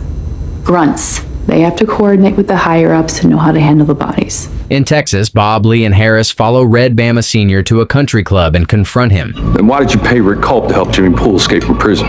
No idea what you're talking about. And if I'm remembering right, your father's job was to catch criminals. Because his family said you had one waiting for him at Bama Cattle once he got out. Tell me who was on the long gun the night my father was killed, and I'll leave you and your idiot son alone. Harris and Bob Lee, who try to mentally work out what the undersecretary meant about his father and Edie's relationship, drive away, studying Earl's redacted files from his intelligence training, and find the name of one of Earl's old associates, Colby, and head to his residence. There, Colby narrates that despite his superior officer Earl's best efforts to get him through the intense intelligence training, he had miserably failed and was cut from the program. Unfortunately, moments later, Bert and his men arrive at the residence, guns ablazing, and ambush them. Bob, Lee, and Colby respond in kind from the safety of the house, but Colby is shot, and Colby uses his dying breath to give the duo a hint. Take it. These two crawl space. After a few minutes of a shootout, Bob, Lee, and Harris engage in a fist fight with Bert and his last man standing, and both come out on top, with Harris killing Bert. Those men weren't just coming for me. They wanted you. You must know more than you think. In Baltimore, Carlita uses herself as bait to lure out Atlas operatives, and as soon as one follows her, Isaac and Nadine track him. However, Carlita focuses on a cleaner who comes after Isaac and Nadine, tortures him for information, and kills him before fleeing the area without even explaining herself to her new partners. Angered, Isaac and Nadine snatch a phone off the Atlas operative they neutralize, head back to her safe house, and find that Carlita had left them her password generator behind. How many more of you are out there? Former Atlas agents with a personal grudge? Later, at the Swaggers Ranch, Harris goes through Colby's shadow box and finds a Phoenix patch, exact like the kind discovered inside Earl's coffin. Then, Harris suddenly remembers that the late senator used to have monthly meetings with men from the Phoenix operation. Then, as everything comes together, it dawns on Bob Lee that everything's closer to home than he thought. The government said the Phoenix program ended after the war. What if they just changed their name? If Phoenix became Atlas, then my dad was one of the founding fathers. In the wee hours of the night, Nadine and Isaac get a notification on the operative phone, which informs them of Atlas's next target and the probabilities of 2 locations he is expected to be at. Hence, hoping to get ahead of things, they decide to go their separate ways and cover both locations. In Texas, Bob Lee questions Red Bama's senior. With an irrelevant DC staffer, or better yet, what Atlas wants from him. Then the undersecretary explains that since Earl had an affair with Edie, another Poole probably shot and killed him. Realizing that Atlas will keep on coming for Harris, Bob Lee prepares to drive him to the bus station so that he can head to Dallas, where Nadine will meet him. Then, as the duo sets out, Harris, who finally understands the severity of his circumstance, asks Bob Lee for a gun, but instead the Marine gives him pepper spray and sends him on his way. Pepper spray to fend off a pseudo-government? Come on, Bob Lee. Then, Bob Lee marches to Sam's office to ask him about his father's affair. Edie Poole, my father. I won't let you do the same to his reputation. He then goes to Poole's farm to ask for Edie's contact information. There, convinced he's there to bust them for their drug operation, Jimmy's brother Johnny meets Bob Lee and tases him before tying him to a chair in the cellar. Luckily, Bob Lee uses his expertise to free himself. Was there another Poole on a long gun the night my father was killed? What are you talking about? Trust me, no Poole would have killed your daddy and kept his mouth shut about it. Good luck, I ain't seen that bitch in 30 years. As soon as Bob Lee rushes out, he hears the men beating Johnny's daughter Susan and returns to teach them a lesson. You take better care of her, you understand? And tell your brother I'll be checking in. Okay. Then, as Bob Lee rushes to his car, he finds a note from Susan detailing that Edie, who's been estranged from the Pooles since her husband's death, works at a local feed store. This information transports Bob Lee back to his childhood, and he remembers coming to the store with his father and meeting Edie, and he realizes that what he thought was an innocent business relationship was much more. Elsewhere, after Nadine secures the Atlas target, who's an arms dealer, she hands him off to Isaac to question and heads off to meet Harris at the bus station. There, she calls Harris, and as she advises him to stay calm until she meets him and runs as fast as she can towards him, he's kidnapped. Moments later, while Bob Lee narrates the weird events of the day to his wife, he gets the call about Harris's abduction and rushes out. Elsewhere, Isaac tortures the target to find out the location where Harris might have been taken to. I want domestic locations. Reason. Bye-bye. It's called 5 Mile! Isaac then ignores the pleas of the desperate man, drops him to his death, and walks away. Elsewhere, Harris is taken to Red Bama Sr., who asks him for the location of a decryption card that the late senator kept in his safe. What's a decrypt? Internally, we call it the God box. This was not in there.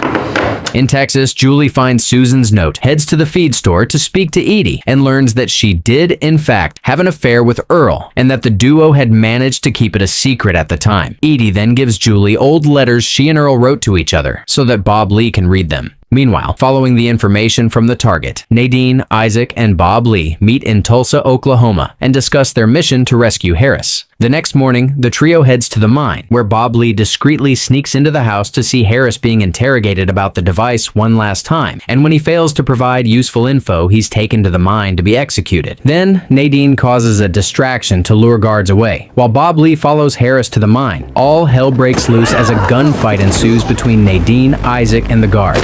Meanwhile, Red Bama Sr. is informed of the situation and orders his men to lock in both Bob Lee and Harris in the mine and detonate it. Inside the mine, Harris neutralizes the guards and tries to find a way out. Soon, Bob Lee finds his way in, and the duo barely manages to leave the mine as it explodes. Way to step up, Harris. Later, Harris recites all of his conversation with the undersecretary to Nadine and Isaac, who are momentarily confused, as they have never seen a decryption device, but soon figure out that Patricia must have gotten her hands on it while they emptied out the safe together and kept it. At his ranch, Bob Lee goes through the letters, finds an old photo of his father with his unit, sees an injured Marine named Ramon Gutierrez, and remembers Earl telling him about him. In 1970, Earl took Bob Lee target practice. A corporal named Gutierrez shot himself in the leg horsing around one night, and just like that, his career was over.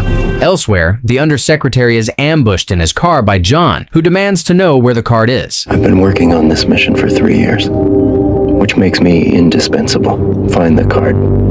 In Texas, Julie starts working at Sam's office and is excited when the lawyer gives her Earl's precious gun, which she had given Bo out of desperation. Earl and Bob Lee had a complicated relationship, cumbered by a burden unlike anything I've ever seen. Meanwhile, Bob Lee searches for Ramon's contact information and goes to see him at his apartment, hoping to learn more about Phoenix. There, Ramon recites that Phoenix was just an innocent intelligence program for the greater good, which raises Bob Lee's suspicions. Bob Lee then asks Ramon how he got his limp. Ramon casually narrates that he took enemy fire in the line of duty, which confirms Bob Lee's suspicions that the man is an Atlas operator posing as Ramon. The Marine then attacks the operator, who, out of desperation, admits that he doesn't know much about Atlas except the location where he gets his orders from, and shares it with Bob Lee. Later, Julie is shocked to see her husband preparing to travel to Washington. You can't expect me to let this go. No, I just want you to let me in. Julie. Please, think about your family. Elsewhere, Nadine, Isaac, and Harris kidnap Patricia, confront her about her theft of the decryption device, and convince her to approach the undersecretary and bait him to reveal the other high-ranking officials of Atlas. Nadine, Memphis, and Isaac Johnson. They're pushing me to make this deal. This is your chance to control the fire. Meanwhile, Bob Lee arrives in Washington and meets with Isaac. So following a lead and I needed another gun. Trade my life for yours at that Mexican prison didn't square things? Guess not. Isaac, even I can't trust you, let alone Bob Lee. The duo then heads to the location and is disappointed to find it ransacked and empty. Feeling disheartened, the team meets at the safe house and each tries to figure out how to proceed. Look, we're all in this room for different reasons, or because we need to see something through. The only way to get what we all want is to work together. Later, Isaac and Bob Lee meet Patricia, who takes them to a highly secured storage facility where she hid the device. However, once the trio collects the device and heads out, they are ambushed by Atlas operatives whom the men neutralize. Then, after Nadine confronts Patricia for trying to betray them and lashes out at her, Patricia calls the undersecretary and sets up a meeting at the late senator's memorial service to be held the next day. Then Patricia has a word with Bob Lee. Because Atlas killed my father, and I'm going to find out who and why. In 1970, a young Bob Lee watches as his parents have an explosive fight over June's suspicion of her Earl's affair with Edie, and he accuses him of shutting her out of his life. As the group prepares for their mission at the memorial, Bob Lee calls Julie. I think that you were keeping me at arm's length to protect me. I will always have your 6. At the memorial service, Bob Lee and Isaac stand guard outside while Patricia and Harris attend the service. There, after Red Bama Sr. gives Patricia a meeting and tells her she can finally meet the rest of the Atlas high-ranking officials there and give them the device. Sensing danger, Patricia convinces Harris to let her go to the room alone and slips away. Meanwhile, Isaac and Bob Lee go their separate ways following suspicious Atlas operatives, face off with multiple of them, and spend some time defending themselves and neutralizing their threats. Then, as Nadine fights off Atlas operatives, Carlita appears out of nowhere and helps her out. Figured if Atlas sent this much security, though, Patricia. On the other side, Patricia reaches the meeting spot, but her heart drops to her stomach. The card. Already has me to think when he realizes how screwed Atlas is. The team rushes to the meeting spot, but is disheartened to see that they are all too late, and Atlas has yet again succeeded in ticking a name off their kill list. Then, as the team tries to figure out their next move, Harris remembers his last interaction with Patricia, searches his pockets, and finds the device in one of them. Took my arm, and she straightened out my jacket. Wait. That card is all Atlas wants right now. Whatever it is, they're going to turn over the world to get it. As the team wraps up their meeting, Isaac pulls Bob Lee aside for a chat. But whatever it is you're trying to work out for yourself, you better do it fast. Trust me, I know. This immediately transports Bob Lee to his childhood and reminds him of a conversation with his father. The worst thing a man can do is try to carry that burden alone. Trust me. Hoping to make up for everything, Bob Lee calls his wife and leaves a voicemail. My dad shut everyone out and must always be perfect, but I'm gonna try. It seems like this was all Julie ever wanted. Then, as Bob Lee proceeds to return home, he receives an intriguing call.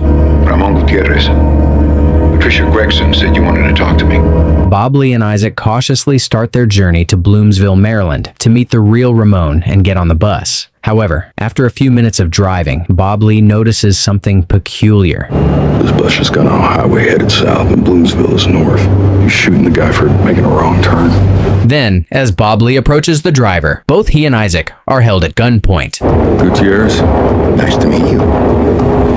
Elsewhere, after learning the company name from the decryption card, Nadine and Carlita convince Harris to reach out to his old friend named Rebecca, who works at Titan, and he asks her out to dinner. I am taking Miss Key to HQ and reporting you, otherwise I'm getting fired, maybe even facing prosecution. Then, as Rebecca attempts to leave, Atlas operatives try to ambush the duo, but Carlita and Nadine intervene, and the group leaves just as John storms the restaurant to take matters into his own hands. Meanwhile, at Ramon's weed farm, Bob Lee gets straight to business. Why did Atlas kill my father?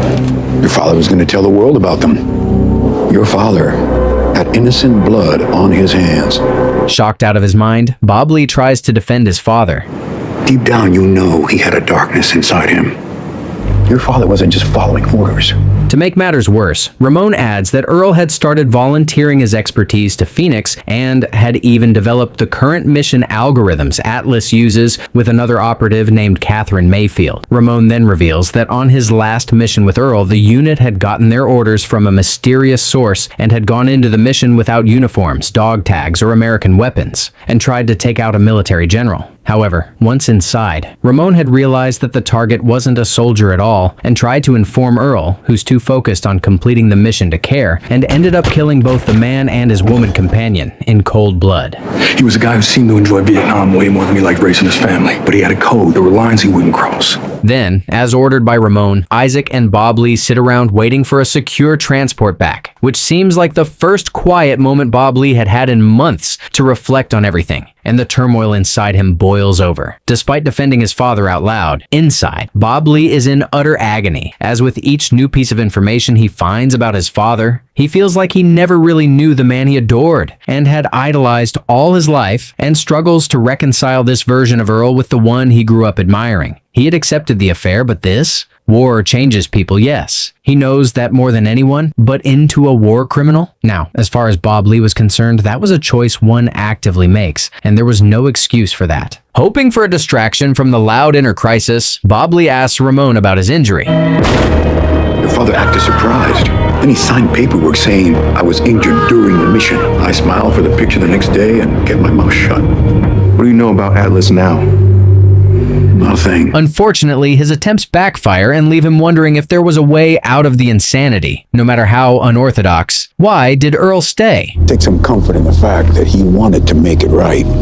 Before the duo leaves, Ramon informs them that Catherine is now institutionalized in a psychiatric hospital and advises them to leave everything behind and disappear. In Texas, Julie is served with court papers sent for Bob Lee, who is asked to give a statement on Rick's disappearance, figures out that Red Bama Sr. is behind the investigation, and challenges him. Then, with the help of Sam, Julie prepares to file a wrongful death claim, as Jimmy had escaped from Bama cattle before supposedly killing Earl, and the undersecretary threatens her to drop everything for the sake of her family. Elsewhere, Nadine impersonates Rebecca and heads into Titan headquarters, accesses the server room, finds valuable information, but gets locked inside. Luckily, Bob Lee and Isaac get there in time, join in with Carlita and Harris, and try to manage the ordeal. Using his quick thinking, Bob Lee calls in a bomb threat to the Titan building, allowing Nadine to leave the server room as the evacuation starts. However, the building is flooded with Atlas operatives disguised as cops, and Bob Lee enters to rescue Nadine while Carlita and Isaac do their share outside. Soon, the real cops show up, and after dodging many operatives with Bob Lee in safety only a few feet away, Nadine feels cornered and surrenders to the police. Then, as the team scrambles to form a rescue plan for Nadine, she is knocked out and transported out of jail. A stressed out Harris gets up early and rushes to search for Nadine. Bob Lee supports the terrified man and reminds everyone that they should never leave a man behind. A new war where the enemy is invisible and people don't die. Then, as the team scrambles to form a plan of action, Nadine unexpectedly returns to the bunker. 4 hours earlier, Nadine finds herself tied up in the passenger seat of a rogue Department of Justice agent named Margot. Atlas. Never heard of it. I can give you an inside track. We can work together. Nadine tries to refuse working with Margot, but is pushed into a corner. She liked that I played in her game. She protected you more than you know. Except she's not around anymore to pick up after you. In the present, Nadine relates what she learned while in the server room, and the team concludes that the decryption card unlocks evacuation routes for every VIP in DC. Then, before they can figure out what the routes are needed for, Nadine prepares to leave. Gregson's house is a crime scene. Atlas will be watching. Price of my freedom. Nadine then explains to Bob Lee that Margot's incriminating files go as far back as Unit 8113's heroin seizure in Afghanistan. I'm glad you're okay. And you're not in this alone. Red Bama Sr. visits a high-ranking Atlas official. As I was saying, we need to reset the clock. We can't! Meanwhile, Isaac and Bob Lee go to the psychiatric hospital to visit Catherine. Armstrong Psychiatric? Swagger's here. Thought you should know. If you're here, Mr. Swagger, there is no more time. Elsewhere, Nadine, Carlita, and Harris go to Patricia's house, and while the duo waits in the car, Nadine heads inside. Atlas is a lifelong commitment, but it's for something greater than oneself. Do you miss being part of Atlas, Carlita? Inside, Nadine subtly inspects the house, swarming with officers, and finds a hidden safe with the hard drive. A few minutes later, Julie is called to the courthouse and asked to take Sam, who has been asking to see a deceased judge, home, and a confused Julie carefully calms Sam down. Then, after settling down, Sam confesses to Julie that he has recently been diagnosed with a terminal illness and that he's struggling. Elsewhere, Red Bama Sr. sees Carlita from Patricia's security camera, tracks her to the bunker, goes there with an army of men, and ambushes the team. The team responds, and a shootout ensues. Then, as everyone clears an escape path, Bob Lee secures the decryption card and prepares to join his team. Well, then come and get me, or I come get you. Either way, it ends in violence. Luckily, the team makes it out alive and with the decryption card. Then, seeing that Red Bama Sr. has taken the gloves off, Bob Lee calls Julie and tries to warn her about the Bamas, but is taken aback to hear that the lawsuit has already been filed. Before Bob Lee can react to this, and before Julie can tell him the news about Sam, the Marines are forced to interrupt the call as Margot arrives to take the drive. There are people in the DOJ, people I work for, I can't trust. As she decrypts the drive, Margot explains that since both her previous boss and Patricia, who have discreetly been investigating Atlas, have died recently, she has been forced to continue her investigations alone. She then shows Nadine and Bob Lee the contents of the hard drive. That's Andrew Gold. Chief of Staff to the President. They will take any necessary measures to preserve their agenda. Elsewhere, Red Bama Jr. goes to Sam's office in the evening, finds him working late and hoping to send a message, and severely beats him. Luckily, Julie arrives a few minutes later, and seeing the horror, quickly intervenes. Red Bama Jr. attacks Julie too and flees. A shaken-up Julie then calls for help and takes Sam to the hospital. The news of the attack soon reaches Bob Lee, and he rushes to the hospital to see the man who had raised him like a son. There, Bob Lee is quite devastated to see Sam's state, and decides to take revenge on Red Bama Jr. The next morning, Bob Lee tracks Red Bama Jr. to the slaughterhouse, follows him inside, and questions him. Stop, please! I'll stop when you tell me. He has something that belongs to my dad! Now, you're fast, Swagger, but you're not this fast. Drop the gun, now. Then, Red Bama Sr. arrives and rescues both his son and the secrets he was about to spill. Moments later, the police arrive on the scene, but the sheriff refuses the undersecretary's request to apprehend Bob Lee and instead proposes to take Red Bama Jr. into custody to question him about the attack on Sam, which forces Red Bama Sr. to stand down. There's a pale horse coming for you, Bama. I ain't scared of you. As soon as everyone leaves, Red Bama Sr. scolds his son for attacking the old lawyer and hoping to keep him safe, tells him to pack his stuff, and takes him for a drive. Decades earlier, Catherine introduces Earl to a major named Raymond Brooks, who asks him to prepare his men for a mission, but refuses to tell him the target. When I have that information, you'll have it. They don't tell you the target, it's because they don't want you to know the target. In the present, Red Bama Sr. takes his son to a secure Atlas site called Campus. Do not ask questions. Do not act entitled. Meanwhile, at the hospital, Bob Lee asks Sam what Red Bama Jr. wanted from him. Kept it locked away somewhere. I never did see it. Atlas killed my dad because he was going to rat him out, and then put a sniper on long gun to make sure the job got done. Elsewhere, Red Bama Sr. meets with his superior, August Russo, to discuss the current events. And now Swagger's on high alert. He knows about his father's evidence. Don't worry about Swagger. He was the sheriff of a small town that wouldn't have existed if it hadn't been for me and the work I did. Mistakes are fatal, usually for the one making them. Meanwhile, after finding evidence linking the chief of staff, Andrew, with a white nationalist group called Alpha Dogs, Harris confronts him. If you don't get Atlas to stop whatever event they're planning, this all goes public. Go public? Would that be my guess? There's a bunch of reporters 10 feet away. Don't ever try to blackmail anyone. You suck at it. At the hospital, Julie finds a suspicious orderly injecting a chemical into Sam's IV bag, freaks out, and calls Bob Lee, who chases the man around the premises but fails to catch him. This incident confirms Bob Lee's suspicion that there's some evidence out there that can unlock everything, and together with the sheriff, he decides to find it. On the other side of the city, Carlita reaches out to John and asks him to take her off the kill list in exchange for the decryption card. Do you have the card? Give me 48 hours. At the campus, August meets with Red Bama Sr. Swagger's got a lead on his dad's evidence. Vincent told Swagger, "You can't be asking me to do this. He's my son." Not as a punishment, as an example. You can't possibly agree to this, Red. He's your son. That evening, Red Bama Sr. goes to his son with a poison-laced glass in his hand and offers him a drink. You always believed in me, and I will not let you down. I can't wait to get started. I'm proud of you, boy. In Texas, Bob Lee once again chooses to search for the coveted evidence over spending time with his family and heads out to the police record facility with the sheriff. There, the duo finds Earl's videotape, labeled Phoenix, but soon they are ambushed by Atlas operators. Sheriff Brown and Bob Lee work together to neutralize their attackers and manage to make it out of the facility. Then, Bob Lee rushes to the hospital, but is heartbroken to learn that Sam had passed away, and stays there by the lawyer's bed crying for hours. That's more than I can say for my actual father. And I love you.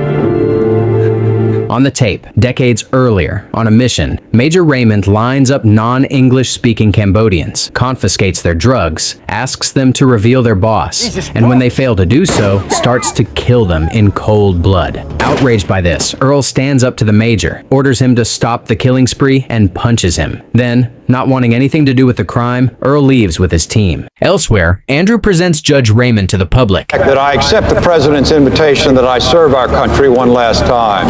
The next day, driven by sheer grief, Bob Lee goes around town beating Red Bama Sr.'s men to find out the whereabouts of Red Bama Jr., while Julie arranges Sam's funeral. I get to Red Jr. in time, I'll read his confession. Elsewhere, Red Bama Sr. meets with Andrew and shares his plan. Swagger's been running around West Texas putting the hurt on my guys. He'll come to me. Just won't know it. Meanwhile, Carlita contacts John. Carlita, if you don't have the card the next time we talk, our conversation will be a lot shorter. Operating like a madman, Bob Lee follows the clues, heads to an Alpha Dogs fraternity house, and causes more chaos. Where's Junior? We'll meet him at the Alpha Society. It's not the kind of thing I march for. Then, to the shock of Julie, Bob Lee heads home and packs his bags in preparation to head to the Alpha Dogs Club. You're leaving? Are you ditching Sam's funeral? I'm honoring Sam by paying back Junior. I gotta finish this. Why? Why this? Taken aback, Bob Lee leaves the house without uttering a single word of response and heads to the club. There, the Marine is told that he has to fight the wrestling champion Nathan to get a meeting with Red Bama Jr., and he agrees. Then, as everyone prepares for the fight, Bob Lee sneaks around the establishment, is shocked to find bombs, takes a picture of them, and sends it to Nadine. During the fight, despite Nathan fighting dirty, Bob Lee overpowers him and wins, and as he demands to see Red Bama Jr., he's black-bagged and taken to the basement. Elsewhere, Isaac calls Andrew and sets up a meeting for that night, and despite Carlita's warning that it may be a trap, Nadine and Isaac set out for the meeting. As soon as the duo leaves, Carlita drugs Harris, locks him in a closet, steals the decryption card, and sets out. At the meeting spot, Nadine and Isaac threaten the chief of staff that if he doesn't remove Judge Raymond from nomination, they will release Earl's video affidavit. Angered, Andrew signals his men to attack the duo, and a shootout ensues.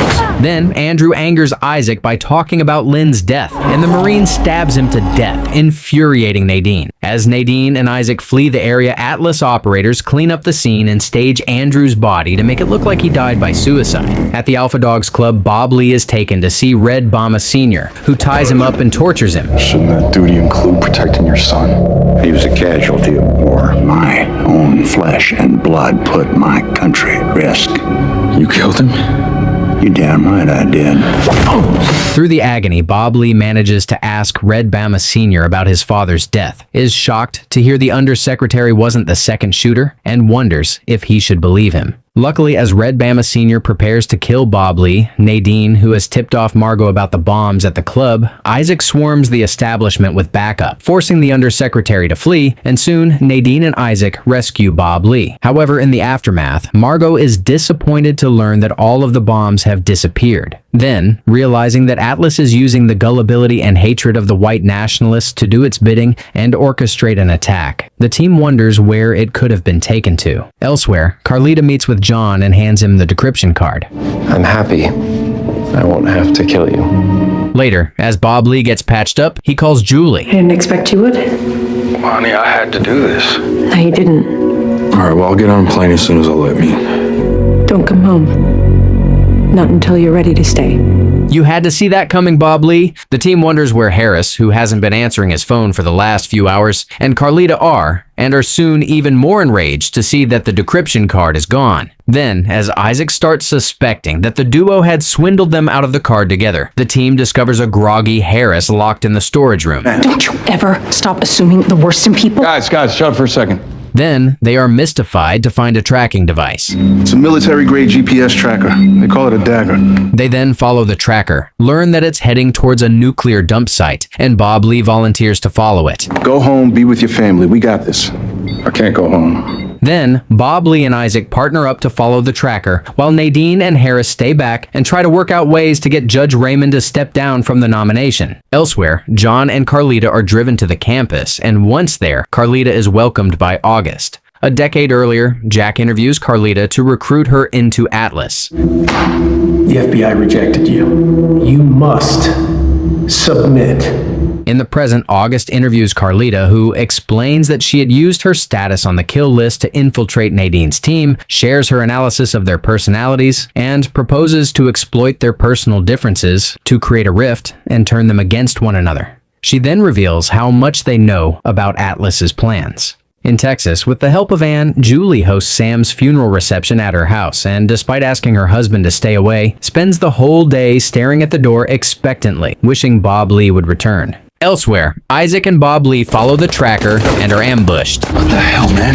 When's the last time you saw a group of mercs huddle up during a mission? They could have boxed us in. They just gave it up. I don't know. Go ask him. I told you something was off, man. This was an exercise. That's where Carlita was leading us. A decade earlier, Carlita and John train intensely for the Atlas recruitment program. They want true believers, agents who will die for their missions.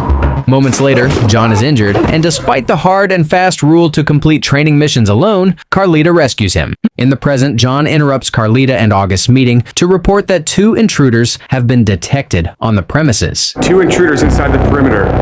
Wait here. Then, agents approach the Marines, who are soon shot with tranquilizers and captured. Elsewhere, Nadine and Harris meet Judge Raymond. I'll never forgive myself for some of the things I did over there.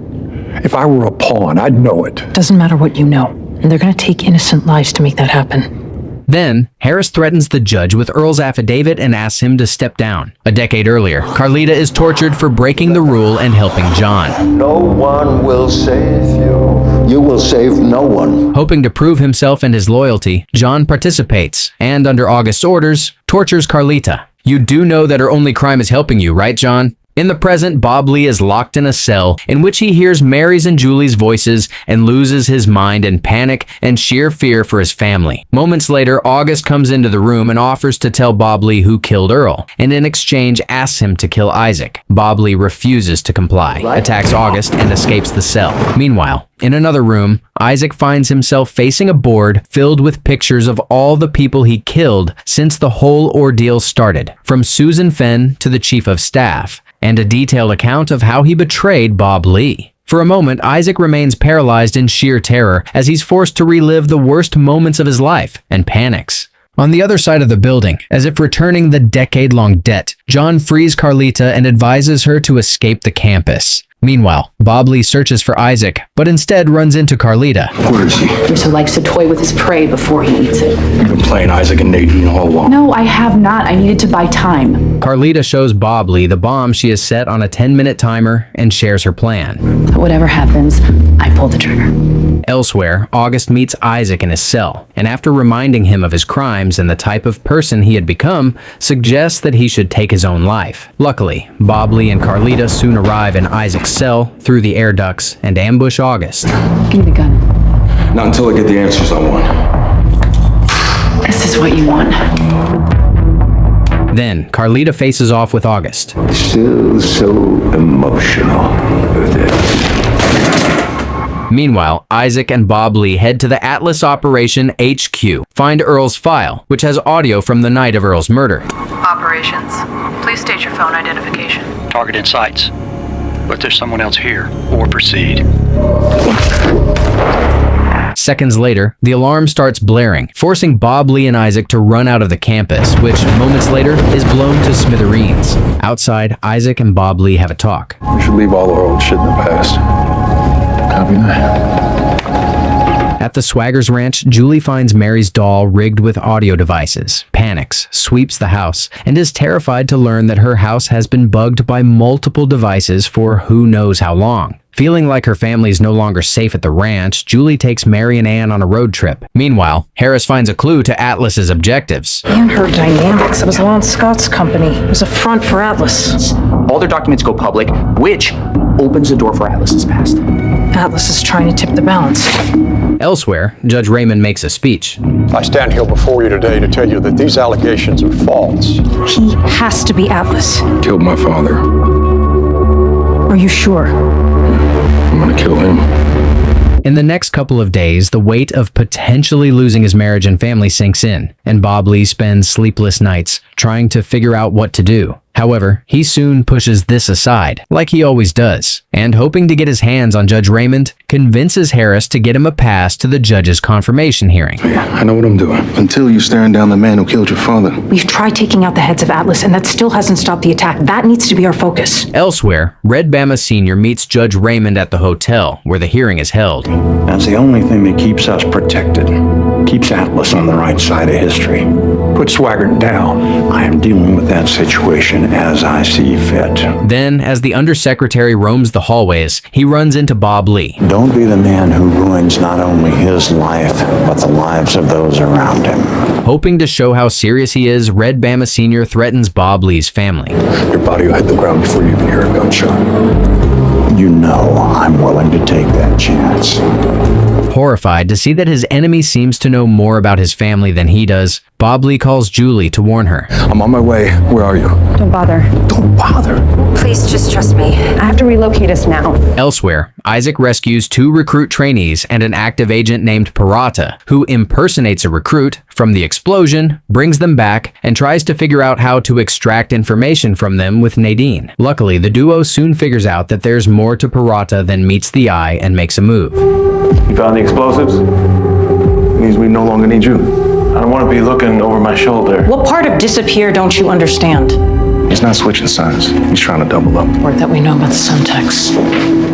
Meanwhile, Bob Lee infiltrates the hotel, makes his way to Judge Raymond's room, kidnaps him, and orders Harris to drive them to the woods. There, a panicked Harris senses that things are about to get a lot worse, waits until Bob Lee leaves him behind in the car, and takes the judge into the woods and calls Nadine, who is out surveilling Parata with Isaac, about the situation. You have to stop Swagger from doing something that he'll regret. Elsewhere, Isaac discreetly follows Parata and, just like he suspected, sees him meeting with Red Bama Sr. Did they mention how they found the explosives? No. How would you like me to proceed? Before the undersecretary can answer the question, he receives a text about Judge Raymond's kidnapping. Do you have access to other agents? Yes, sir. On the other side of the country in a hotel, while Anne and Mary enjoy themselves by the pool, Julie returns to their room and sees a man hiding. Terrified, she cautiously collects her guns, retreats, takes her family, and flees the area. In the woods, Bob Lee forces the judge to dig a grave and confronts him. If you and my dad are so much alike, how come he didn't shoot you when he had the chance? That's why I'm here and he's not.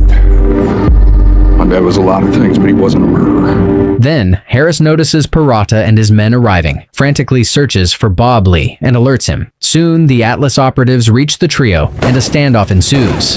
Unless you want your man dead, I suggest you lower your weapons. You're never gonna get out of these woods alive. Then, as the standoff turns into a shootout, with the help of Harris, Bob Lee stands his ground. Luckily soon, Nadine, Margot, and FBI agents arrive and take control of the situation, and Parata, who attempts to shoot at a federal agent, is killed. Then, Bob Lee tells the judge off. You really are your father's son. You're goddamn right I am. Then, out of nowhere, the judge snatches a gun from one of the agents and, to the shock of everyone, kills himself. Elsewhere, Isaac, who has been tracking John around the city, follows him to a warehouse and, suspecting the missing explosives are hidden there, sends the location to Nadine and discreetly heads inside. However, as soon as he steps in, he's knocked out by John, who sets the place on fire and flees. Luckily, he wakes up minutes later and manages to find his way out, with the necklace he snatched from John, before being burned alive. In the woods, as the police swarm the area collecting evidence, Bob Lee has a private chat with Nadine. I wanted to pull that trigger so bad. But you didn't. My dad made a lot of mistakes in his life, but he was a good man. However, moments later, to the shock of everyone, including Margot and Nadine, FBI agents arrest both Harris and Bob Lee and take them into custody. In the interrogation room, despite Bob Lee's warning to remain quiet, Harris spins his own version of events and gets them released. Brooks begged us to take him into those woods, so he chose to go out on his own terms. In the White House, Red Bama Sr. meets with the president. I'm picking the next Supreme Court nominee, me, not you and your goddamn cabal. Elsewhere, hoping to have a private chat with her husband while keeping her family safe, Julie tells Anne to hide out at Edie's place, while she calls and arranges to meet Bob Lee in his hotel room. Meanwhile, Harris leaves the team to meet with his friend, Van Tassel, who works as an aide for a Supreme Court judge, to get some information and assess if Atlas has prepared a replacement for Judge Raymond. Later, Isaac calls Nadine and asks her to pick him up. The guy who killed Catherine Mayfield just tried to kill me. I trailed him to a warehouse, but he must have seen me coming. Then, Nadine patches Isaac up, and the duo takes John's necklace to the crime lab. Elsewhere, John rigs a school bus with explosives. Meanwhile, Julie meets up with Bob Lee in his hotel room, where he has planned a romantic dinner. "You can't be this clueless, Bob Lee." I'm done with you being an absent father. We're not connected anymore. You're always away. And you're always waiting for something else to happen, hoping for it to happen. Bob Lee ignores Isaac's calls and continues trying to work out his marital issues. Baby, it's not like you loved it when I was just home fixing fences. No one tells you what to do. If you're in any sort of shit, it's because you want to be there. Serving my country, doing right by other people. I get carried away. At the White House, both Nadine and Harris are picked up by agents and taken to the president. I need you to find out what it is and stop it. Because I knew the Secret Service could pick you two up quietly. Then, while Harris negotiates a position as the new chief of staff, Nadine tries to look at the request from different angles. That becomes the narrative, not this. Well, that's a chance you'll have to take. Shoulder the burden, shall we say, and stop the sky from falling.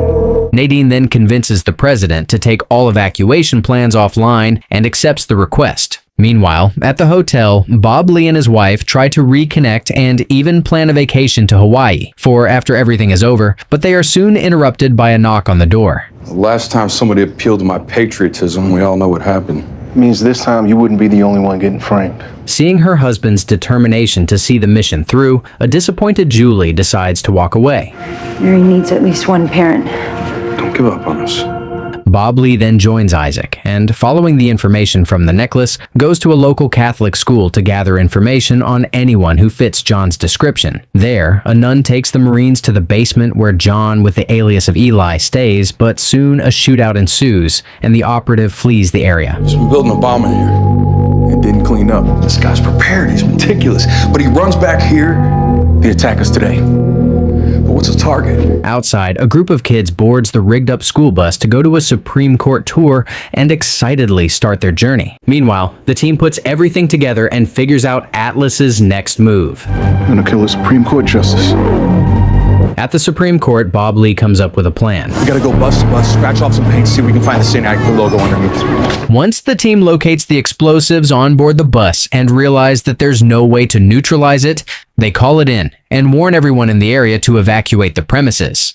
As chaos ensues with everyone running for their lives, Nadine spots a young, terrified kid crying near the bus, returns to help her, but the bus explodes soon and she is hit by shrapnel and gravely injured. Meanwhile, inside the building, John attacks a driver, poses as one, and drives a justice named Gibson away. In the aftermath of the explosions, Isaac and Harris rush to Nadine and stay by her side until the emergency services arrive. Stressed out of his mind, Isaac orders Harris to help Bob Lee navigate the building while he goes to the hospital with Nadine. Then, Bob Lee and Harris make their way around the building. What happened? You okay? My head. Why? I'm a driver. After hearing this, the duo figures out that Justice Gibson was the target and learns that the justices are all being evacuated to Arlington. Meanwhile, at the hospital, the doctor informs a worried Isaac, who poses as Nadine's brother, that the injury was a close call, but Nadine is stable and expected to make a full recovery. At Arlington, despite the intense security detail, John manages to take the bombs inside the facility. Meanwhile, Bob Lee drives to the compound in a stolen police squad car, and once there, he blows up the car. He then uses the ensuing commotion as a distraction to get inside the facility and cautiously looks around for John. Meanwhile, feeling overwhelmed by the tight security, John takes a desperate measure, makes a suicide vest out of the bombs, and after attacking a guard, heads to the safe room where all the justices are. There, to the terror of the justices, John hacks the door of the safe room open and proceeds to get in. Luckily, Bob Lee arrives on the scene in time, fights with John while the justices evacuate the safe room, and quickly locks the Atlas operator inside, dooming him to a brutal death as the bombs go off seconds later. A couple of days later, Bob Lee checks in on Nadine at the hospital. You still planning on taking over Atlas? Not alone. But there's always going to be someone trying to run things. Might as well be the good guys. Then, Nadine offers Bob Lee to join the new and improved Atlas. I'm gonna focus on saving my marriage instead of the world. She'll be happy to see you. Shit gets weird out there. Meanwhile, at the White House, Harris, who has started his new job as Deputy Chief of Staff, calls in Red Bama Sr. on behalf of the president and forces him to resign from his post, angering the old man to no end. In Texas, Bob Lee rushes home but is disheartened to find Julie packing. But before you make a decision about us, there is one thing left to do, and I need you and Mary by my side to do it. Then, with the help of his family and the sheriff, Bob Lee holds a memorial service for both Earl and Sam. Then, as he leaves, he meets Red Bama Sr., who admits defeat and informs him that he's selling his company and moving away so that he can be safe from him. Elsewhere, after agreeing to name the new Atlas Prometheus, Isaac takes Nadine to their new HQ. Okay, so partners, 50-50. Works for me. What a beautiful partnership. Then, as they walk around the room, they are surprised to see a gift box and cautiously approach it. It's the hard drive from the Atlas campus. Looks like Carlina made it out after all. In Texas, Bob Lee returns home later that day and finds Julie finishing her packing. So, you don't love me anymore? I will never stop loving you. It's gonna change, I promise. Thank you for saying that. Just a break? I don't want a divorce. This is Mary's home. I want to know that the two of you are here. Meanwhile, Red Bama Sr. hires mercenaries. Joe Swagger? Whoever's there. The next day, while Bob Lee takes Mary out on the town and carefully explains their new family dynamics, he gets a call from the sheriff. Just clocked a low-flying helicopter. Landed not too far from your ranch. Terrified, Bob Lee drives to his ranch like a madman. As he nears the house, Bob Lee sees it surrounded by numerous gunmen and, despite being outnumbered, tries to take them out. Meanwhile, inside the house, Julie is shocked by the sudden bombardment of shots, gets a weapon, and manages to kill a couple of men, but she's no match for the dozens of heavily armed mercenaries surrounding her house, who soon throw grenades and cause explosions. Despite her best efforts, Julie is hit on her shoulders and rushes to hide as the explosions pile up. Soon, Bob Lee arrives, killing as many men as she can on his way, and is relieved to see his wife. I'm sorry I lost faith in us and in you. Come on, don't think about that right now. Luckily, the sheriff soon arrives with backup, giving the couple respite. It would have been better if I just left it alone, baby. I love you, and I love Mary. However, moments later, in a horrific turn of events, just as the couple breathe a sigh of relief, Red Bama Sr. shoots his rifle from afar, hits Julie through the window, and kills her. As his wife's lifeless body drops next to him, Bob Lee screams on top of his lungs in sheer agony and vainly tries to help as her. Crushed by guilt and grief, Bob Lee sits there, holding and crying over Julie's body for hours, desperately apologizing to her and vainly hoping to wake up from the nightmare. 3 months later, while Bob Lee remains off-grid since his wife's funeral, Harris visits Nadine with a new assignment from the president. Pretty busy.